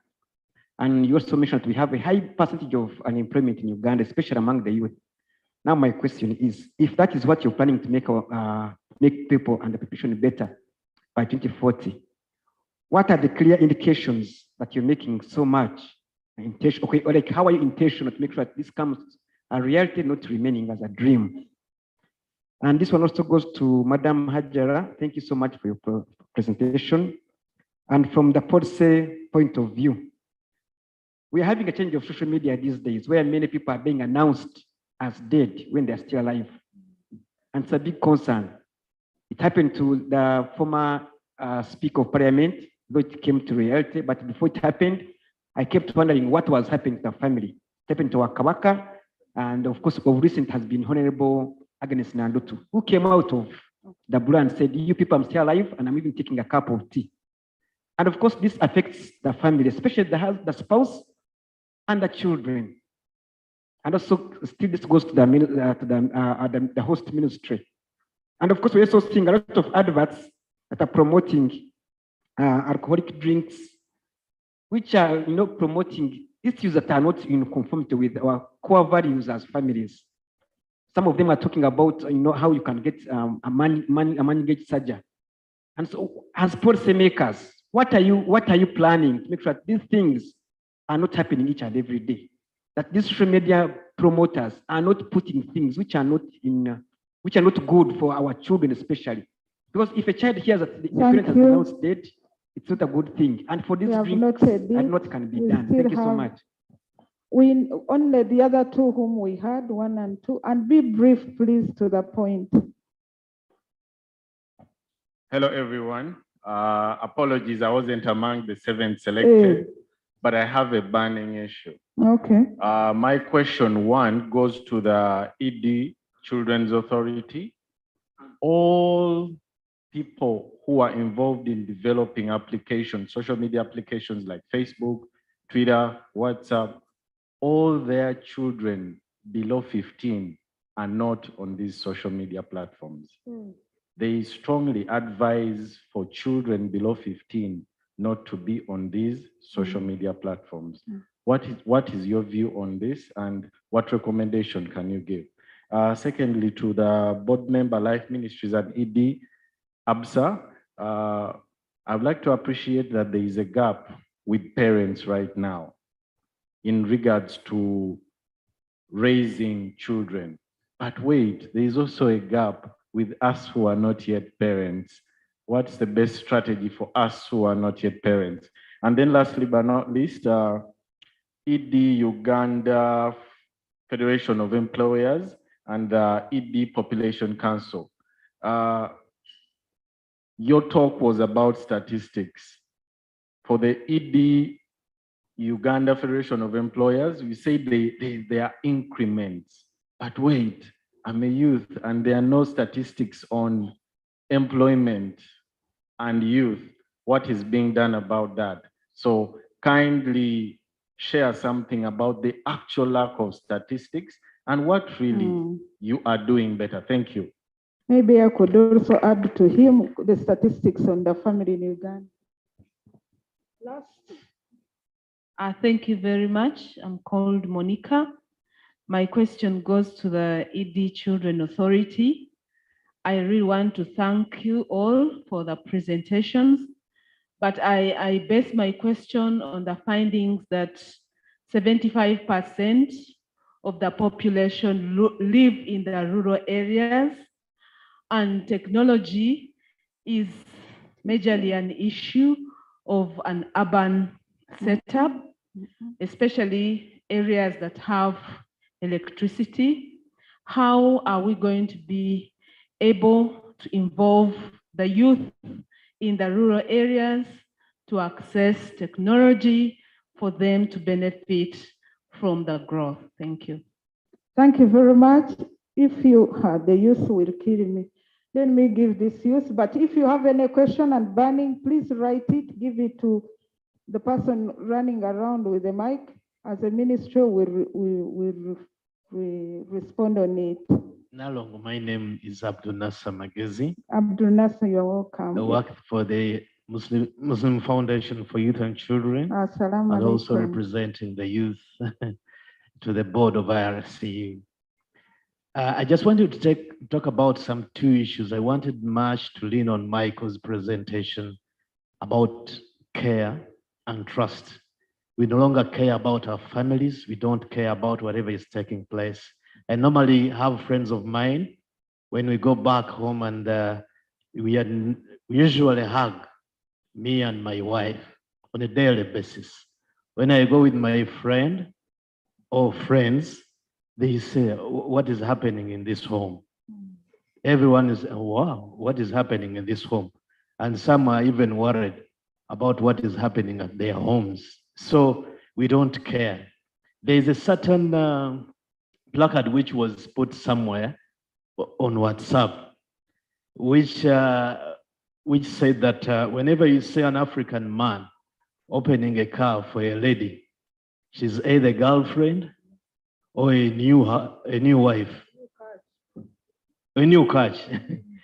So we don't care about our family. We don't care about our wife and husband. Lastly is about trust. We no longer have trust. There was also a certain placard which said a head teacher asked for 20,000 for trip and told the teacher asked for 30. When the teacher told the child went back home and asked for 40. And then she told the mother asked for 50. And then the father went to the employer, he asked for 100. So there is no trust. There is no, everywhere we've lost trust. So as we go back to technology, lastly, as we go back to technology at home, let's open up with our children. If we don't open up with our children, they have similes. When they look at you, they have a certain language they use on WhatsApp, on Facebook, and you don't know that language. You need to open up, take care of them, and build trust between you and them. Thank you so much. Thank you. You add on hugging your daughter and your son. It will make a better combination. So I would like to give 3 minutes to 111 respond. Others, you can give your contact and they contact you so that you can respond. I start with Population Council.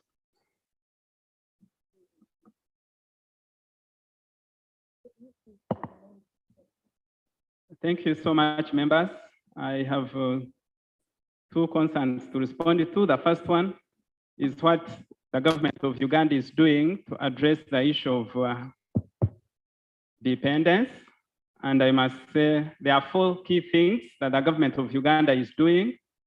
The first one is working towards reducing dependence by changing the population age structure of Uganda. We are looking at it from the household level, where we are looking at rapidly declining fertility and mortality. So that you produce children you're able to take care of, instead of being a burden to others, but also to government. That is the first intervention in that area, the issues of family planning, issues of mindset change, etc. The second one is ensuring that we promote or develop human capital. There are many young people who are alive, but how skilled are they? What are they able to do? Are they able to work? So if we have a huge population of the youth, they should be able to work. Population is useless if it cannot provide market, if it cannot provide labor. So they should be able to acquire the skills. The third area is to ensure that those who are educated, those who are there, they are healthy, they are skilled, then they have access to employment. Government of Uganda is doing a lot to promote industrialization and opportunities for employment. And then lastly is to do with issues of governance and accountability, where they put in place policies that are supportive of the kind of population structure that we have. The second one was on issues of statistics. I must confess that about family, it becomes very hard, even when you conduct a survey, because people have misinterpreted the issue of family, where we are looking at husband and wife, and maybe there are children. There are others who have their own definitions of families, but that is taken note of. Then statistics on employment are always disguised because many people are actually not working, or they are misplaced, I should use the word, and they say they are working. So when you conduct a survey, they'll say, yes, I am working, but in actual sense, they are not. But this is something we shall take note of and see how to get defined indicators for proper information. Thank you so much.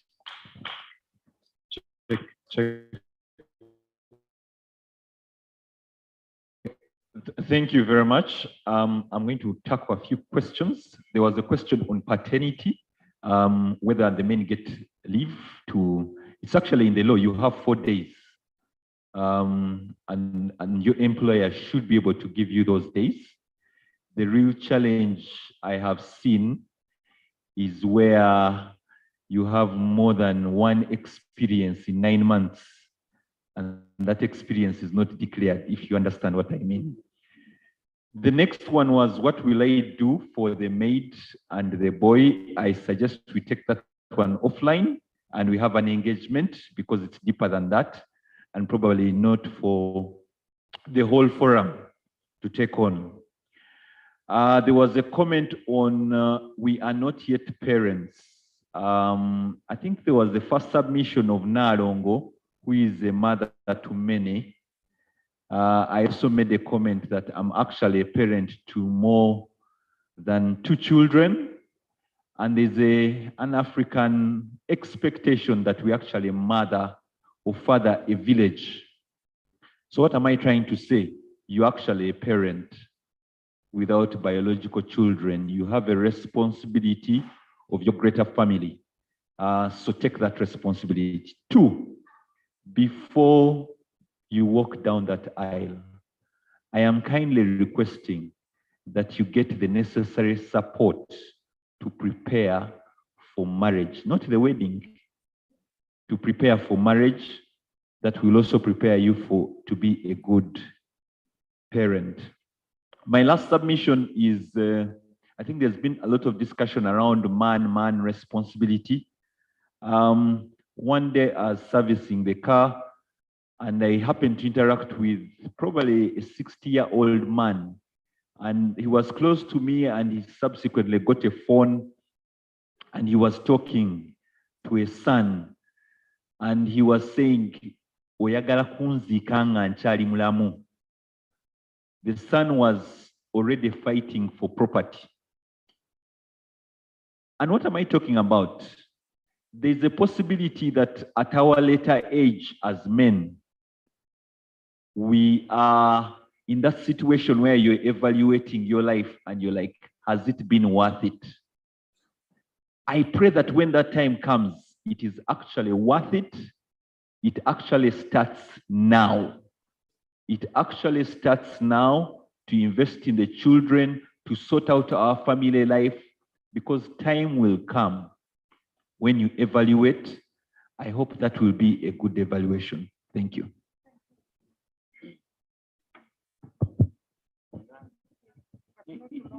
Thank you very much. I had 2 questions directed to me, though a bit complicated, I will attempt. But I just also wanted to respond to number 1, the gentleman there who talked about single fathers as a problem. But I wanted to really assure you that we shouldn't lose hope as that type of scenario with single fathers. Single fathers, we still need you to be part and parcel of managing family, looking at children. So I just wanted to explain that the National Children Authority, for example, has a program that is rolling out this quarter. We are looking at sensitizing, engaging men, boys, and young men and boys into issues pertaining to mindset change, looking into issues of child welfare, children's well-being. How do you really approach an issue if it is you are stuck with it in terms of nurturing children? So we are looking at that constituency of men, and we want to move around the country, talk to them, engage them, and identify challenges and address them in terms of advocacy. Now, when it comes to social media applications where children below 15 years of age, not accessing that. But you will notice that here, even the arguments we had, we still need to look into restrictions of children engaging into these technologies. So to me, this is now a point that you've raised. Of course, we have to look into the nitty-gritties, the challenges, the benefits of it. Otherwise, at that age bracket, I would really go for it and say that, yeah, there is a reason as why there is that cut limit, that ceiling. What type of access of information do they really look at and appreciate at 15 years? Definitely, I wouldn't come in saying that, oh, no, I'm just going to say that, stop it. I'll dig into it. I have the technical stuff here, and we get to look into the pros and cons, so to say. But thanks for raising it. Then when it goes to 75%, Monica, of the population in rural areas don't access these facilities. Indeed, it is true. When the Honorable Minister made a point on that there was at one point there was a need to have radio sets across the country. You remember? It became a bit of a problem, realistically. We are still a poor nation. That's the truth. But we need these facilities to ensure that we are also part and parcel of modernity in terms of technology.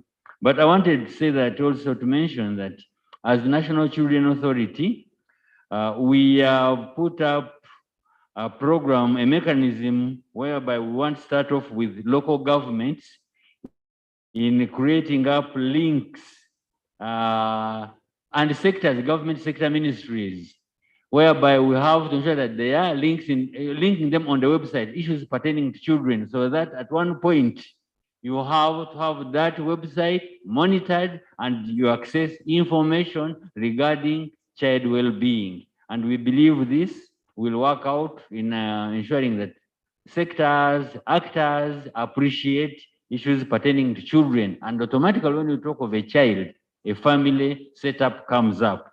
We are targeting focal point officers through like the district technical planning committees, then going down to the parish. That is our aim. And we believe that this will gradually transform to having realities of managing the family. Thanks for raising these issues. I hope I've attempted to answer that. But these are areas of concern that we are coming up with as National Children Authority. Thank you, ladies and gentlemen. I have a question. My question was about what the judiciary is doing about the announcements, the announcing of alive Ugandans as dead Ugandans. Thank you for that question. Now, the whole idea of law and policy members is not to create a policy-based society. Otherwise, if we continue to always kind of like promote that, it means that 90% of Ugandans, by the way, will be now liable into now getting imprisoned. We have very, very many good policies as a country. So my recommendations, it was kind of like sad that I did not air out some of the recommendations that I had for the day. given that the Honorable Minister had arrived. But what I was going to recommend was that at this level now, what we might really have to reinforce, because it is easier than enacting new laws and policies. They really take time to design policies and laws, and they're a bit expensive. What is doable for now in this room for all parents? We can now begin by reinforcing values. Which values do you want to see as a family? Try to use the value-based parenting. Each parent has different values that they want to see and they want to promote.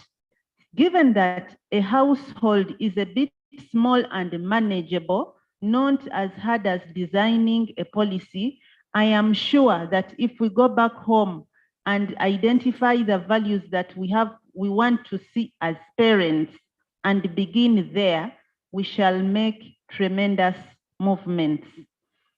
But in terms of the legal expectations, I hope that our country now and leaders will be able now to review some of our current policies progressively, given the COVID-19 issues that emerged, basing on the new trends that have come up in the economy and society that have been created by the technology.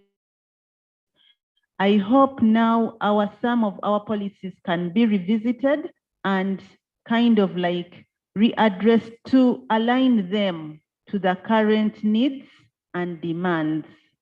I think I've answered the questions. Thank you very much. Oh, I also wanted to add that as parents, can we also now try to strengthen and to promote the issue of do to your neighbor as you would like to be done? Still, this is a value-based thing.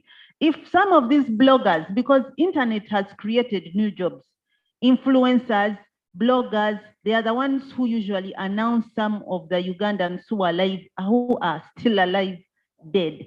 But if someone is nurtured and parented not to say certain things that are not true, do to your neighbor as you would wish to be done to, then some of these things will not really be a problem even at a family level. You don't want to raise a son or daughter who is going now to become a blogger that is announcing alive people dead. So let us first play our roles as parents at the household level as we await for the bigger policies and laws to be enacted. Thank you. Thank you. 1 minute, yes. Thank you. I think mine have been answered, but I just want to say this. Charity begins at home. We all remember that word. It's an old saying. I don't know if it's a Chinese proverb or an African proverb, but charity begins at home. So even as we speak about everything we're speaking about, it starts with you and me. So today in this room, we've had a call, very, very clear. Before I even go to answer his question on employers and what we're doing for the youth, charity begins at home. And like what the last speaker just said, our value system, very clear. Write it down. Anything you don't write down, forget it. It's trash. It's garbage in, garbage out. So write it down, put it on the fridge, put it on the wall, put it anywhere. Let the children know what you as a family stand for. What is that one thing that describes you as a family? Like Madame Florence says, if it is quarreling, it will be quarreling. And like the other lady said, and from what she spoke, thank you so much. I could tell the passion that you have about this. And I know you're going to be a future mother or married very soon or in future, because she spoke from that passion and you could feel the urge of the youth today. What are we doing as parents? What are the values we're passing when I'm putting on this skirt which ends in my hip and I'm passing on and I'm not minding, I'm around with my husband, my boyfriend. I forget that I have an 18-year-old or 15-year-old child who will just do the same to the girl in the school. Or will put a mirror and peep behind the skirt. Thank you, Charity panelists. begins at home. Just one last thing is he mentioned about what we're doing about the youth.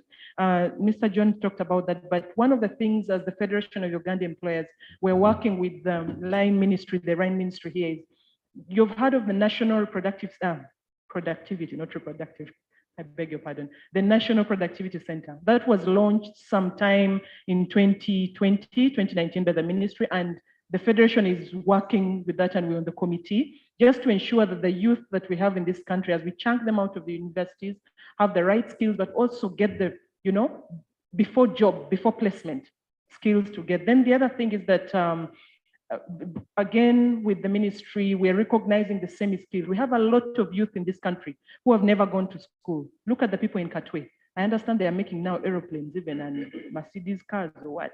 So one of the things the Federation is partnering with the ministry to do is to ensure that these skills are recognized by having these people have certificates of the sort. And this is also still with work with the training and the directorate, yes, indeed, that all these are happening, but also the youth desk at the Federation. This is to empower youth.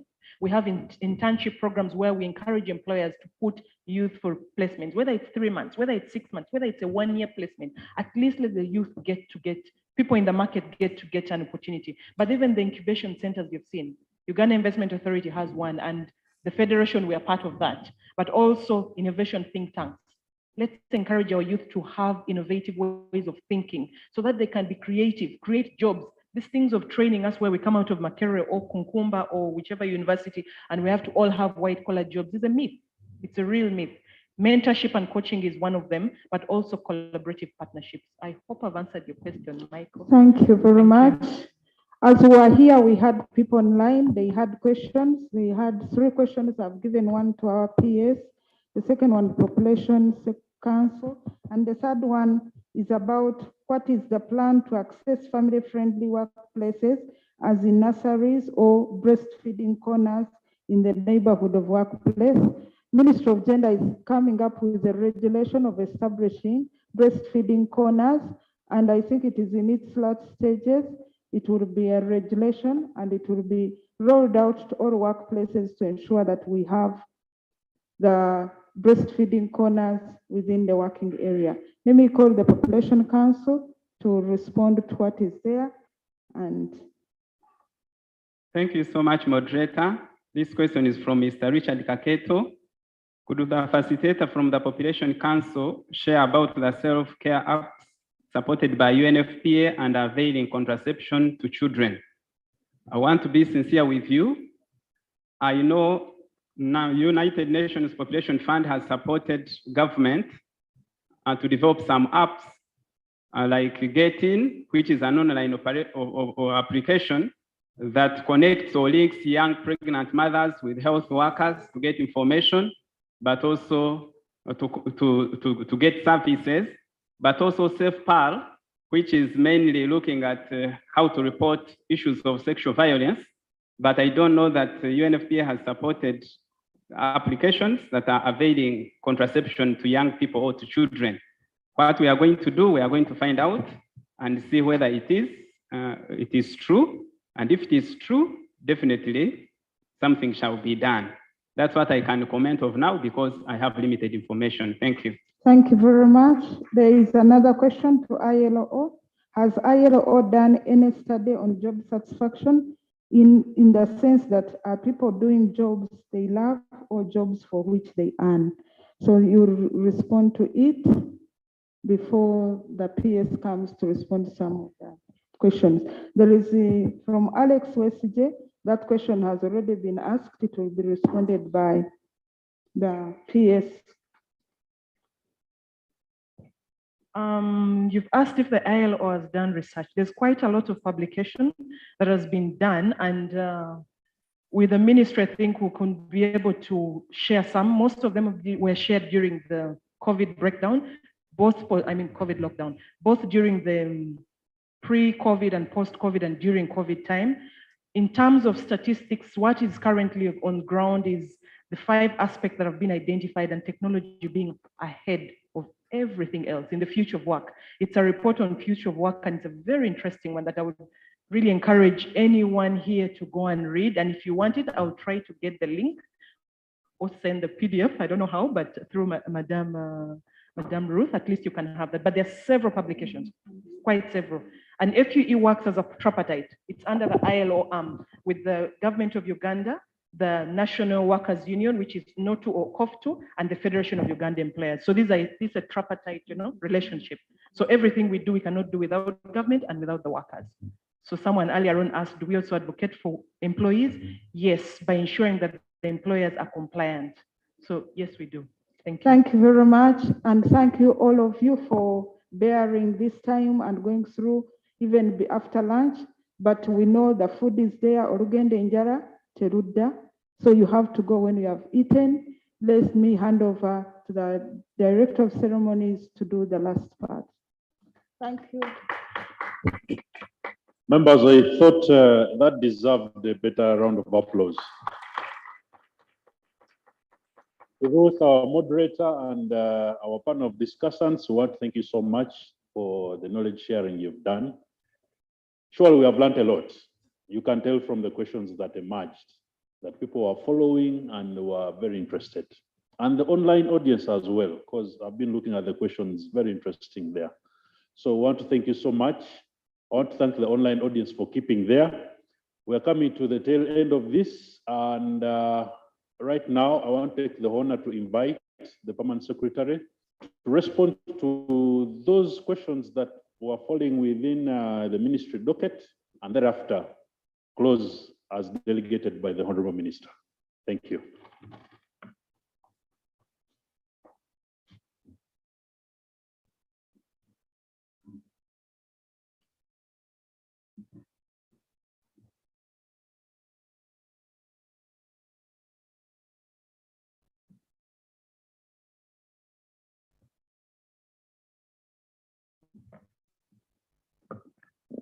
I would like to most sincerely thank all of you for your patience.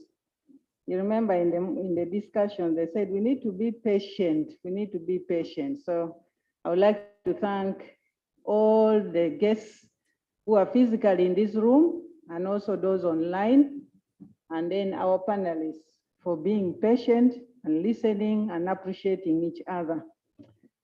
I would like to respond just to one. I think there were only two issues for the ministry. One was that the EU SCP treaty is most likely to be signed by Uganda. This treaty promotes comprehensive sexuality education, meaning our children will be exposed to pornography. What is the ministry's plan about this? Usually for treaties to be signed, there's a lot of consultation that has to be done. You identify all the relevant stakeholders. One would be the government ministries, in this case, the key ministries, the Ministry of Foreign Affairs, and the line ministries, which are Ministry of Education and Sports, Ministry of Gender, and any other relevant ministry. As far as the Ministry of Gender is concerned, this document has not come to the ministry for consultation. So maybe we need to follow up and see exactly when it's going to be signed, who has agreed for it to be signed. But there is also the Office of the Solicitor General. For any international covenant or convention or treaty, they have to pass it through the Office of the Solicitor General to see that it is in line with the Ugandan law, which is the Constitution of Uganda, the supreme law of this country.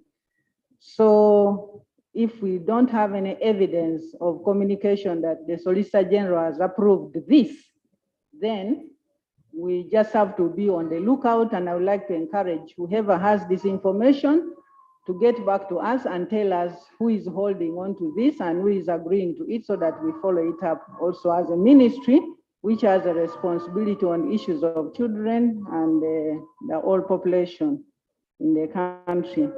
The other issue is how do we do parenting? Parenting, we have the National Parenting Guidelines, very, very simplified. It tells you what to say, how to say, what to do. So I kindly encourage you to pick up those guidelines. I hope we have copies, Ruth. That will help you really to prepare yourself better as you go into the institution of marriage. But even if you are not yet there, you can still start practicing very excellent relationships from those excellent examples in that parenting manual. So kindly look at that. But it's also in the ministry website. So as we come to the conclusion of this national dialogue, I would like to thank most sincerely all the parties that have been key in the organization and conclusion of this activity. We'd like to thank you, the parents, most especially, and especially for those parents who have come with their family members to this event. We'd like to thank our children. They have been with us. I'm happy that as a ministry responsible for young children and youth, we have ensured that our children have had lunch on time. We'd like to thank all the NGOs here, both national and international, for supporting this day. We've been partners in many of the interventions we've been working together on. So we'd like to encourage that we strengthen that relationship. For all our development partners too, we'd like to appreciate the support you are giving to the ministry, all the MDAs here present, and the members of the National Organizing Committee. Members of the National Organizing Committee, could you kindly stand so that we appreciate you? Can we give them a clap? Thank you very much, members of the National Organizing Committee. I don't know where Ruth has hidden herself. She's supposed to be key there. So thank you very much. So today we received 6 presentations. The first one was by Madame Florence Musoke under the Interreligious Council of Uganda. I would like to appreciate you for even being exemplary. They had their commemoration of International Day of the Family on the 11th. So we'd like to give her a clap for that. And we'd like to encourage the Interreligious Council of Uganda and others to continue to push the issues that we are raising, which are good for the country, to the lower structures that you have. Thank you. We'd also like to appreciate SHEP, represented by Segoma Hajara. Thank you very much for being with us. National Population Council, we'd like to thank you and appreciating that there are gaps in statistics. And indeed, as we did the family policy, we went to Uganda Bureau of Statistics to convince them not to look at the household, but to look at the family. We are still in dialogue with them. So the statistics are not as good as we want, but we shall continue to work with them. We also looked at the family enterprises in this country, because those are some of the indicators of a family that is working together, among others.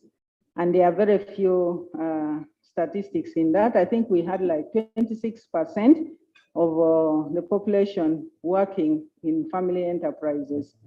I would like to thank the ABSA Executive Director. Thank you very much for that time and giving your relevant examples, and also being a board member of Life Ministry and shaping up in terms of mentoring, counseling,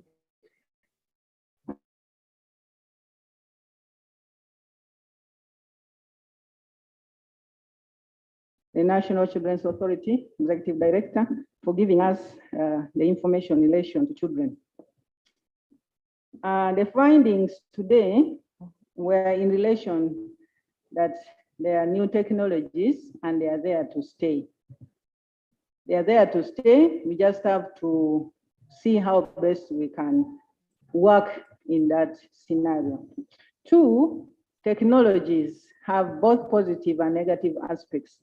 We therefore need to harness the positive aspects and try to get strategies to address those other negative aspects. And that there are many challenges in our country, and these challenges can only be addressed if we work right at the family level to start shaping up our people's mindset at that level. So some of the challenges were related to high unemployment, poor attitude towards work, low creativity and innovation, and poor life skills. Sometimes in the 1990s, we had a program called the Program for Enhancing Adolescent Reproductive Life. And it was teaching young people what you can do should you fall in a situation which is very compromising. For example, the parent who said he saw his son and a housemaid and they all got up, and the ED officer said he can talk to him outside that. So these life skills are key, which many of our young people don't have now. So we need to continue to work on that. And we also found that we are losing a lot of family values like respect, teamwork, communication. It's very, very rare in many of our family relationships to find people communicating very well. Communication in the sense that you just even give a feedback that I've left home, I've reached office. How many of us do that? How many of us at lunchtime call back to whoever partner, wherever they are, to say, how are you at your place of work? Oh, you went to this place. What are you doing? How is it? At least 3 times in a day. How many of us do that? So communication is a challenge. And then because of that, these values which are being lost many times have led to obesity, to excessive observation of pornography, mental health issues, physical health, and all that. However, today's dialogue also suggested some strategies that can help us move forward. One is that we are many working in the area of parenting or contributing towards it. Can we strengthen our multi-stakeholder engagement? Can we come better and work as a team? 2, we need continuous awareness raising. 3, we need to change our ideologies. And then we need to improve on regulation, which is already there, but how do we improve on it? We need resources and we need to gazette the family day. And so as a ministry responsible for the family in Uganda, we are committed to strengthening the family institution. And I would just like to highlight some of the interventions we are working on to have that family strengthened. 1, we are finalizing the family policy. We hope by September it will already be approved. 2, we are developing a family strengthening program. 3, we are already on track with developing standards. What are the standards for a family? Because without standards, then you have nothing to base yourself on. And then 4, we are working on a training manual. We realize there are many institutions working and training people in different methodologies on parenting. So as a ministry, we did a mapping in 2020 and said most of the parenting interventions were not scientifically evaluated. And we agreed as a team with all the other stakeholders we work with that we have to have one national training manual. So that training manual then would help us to do the training. So we have in plan training of district community development officers. These are the people who take the content to the lower levels and also other NGOs. So the training is on track. And then we have the regulations, as have already been mentioned by Ruth, for breastfeeding corners. And then we have what we call the parenting agenda consortium. So if there are new partners whom we didn't know before, we'd like to encourage you to register under the parenting consortium. This consortium meets every month, at least at the end of month. And in that consortium, we encourage the partners that have content to share. It could be a study, it could be a best example, it could be upcoming activities to share in that forum. And then we are able all to be at the same level of appreciating what is running on in the country. So those are some of the interventions we are working on in terms of ensuring we get more people participating in our activities next year. Under the National Women's Council, which is under the ministry, they have a model of a 10 household model, which I think is a basic strategy for us to reach down to the grassroots, also working together with the Interreligious Council who have those structures going down. This 10 household model then have women leaders there that can help us to reach each family and each community member. Maybe that can help us to get our issues down. Would like to thank all of you most sincerely for this good time that we've had. All the panelists, thank you very much, the parents and the online audience. I request Madam Ruth Muguta, who is in charge of the National Organizing Committee, to pick up all these issues, do an evaluation of this event, and develop a summary report. And with all the attendance that you have, share the report with these participants, and then ensure that those who are not members of the parenting agenda are invited to our next parenting agenda meeting. And that is for Madam Lucy Otto. The next parenting agenda meeting should invite our new partners on board. So with those remarks, I would like to say we shall take up what the chief guest said this afternoon, that we follow up with her on some of the issues that need cabinet approval, and also the office of the Prime Minister. We shall bring that to her attention, and then we follow together. With that, I now take this opportunity to officially close our national dialogue in commemoration of the International Day of the Family 2022 for God and my country.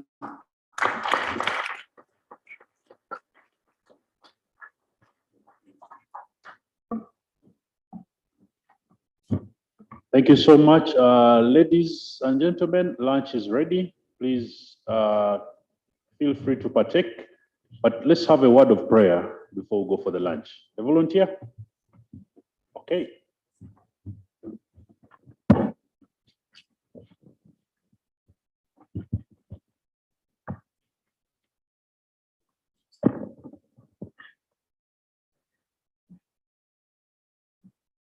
A 30 seconds prayer.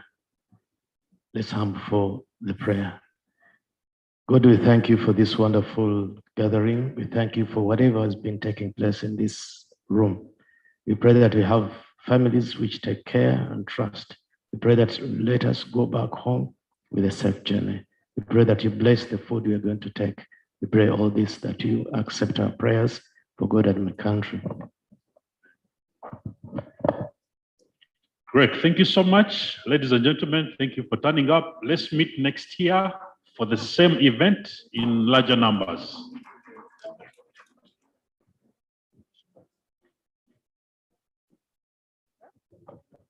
Ruth, how do we have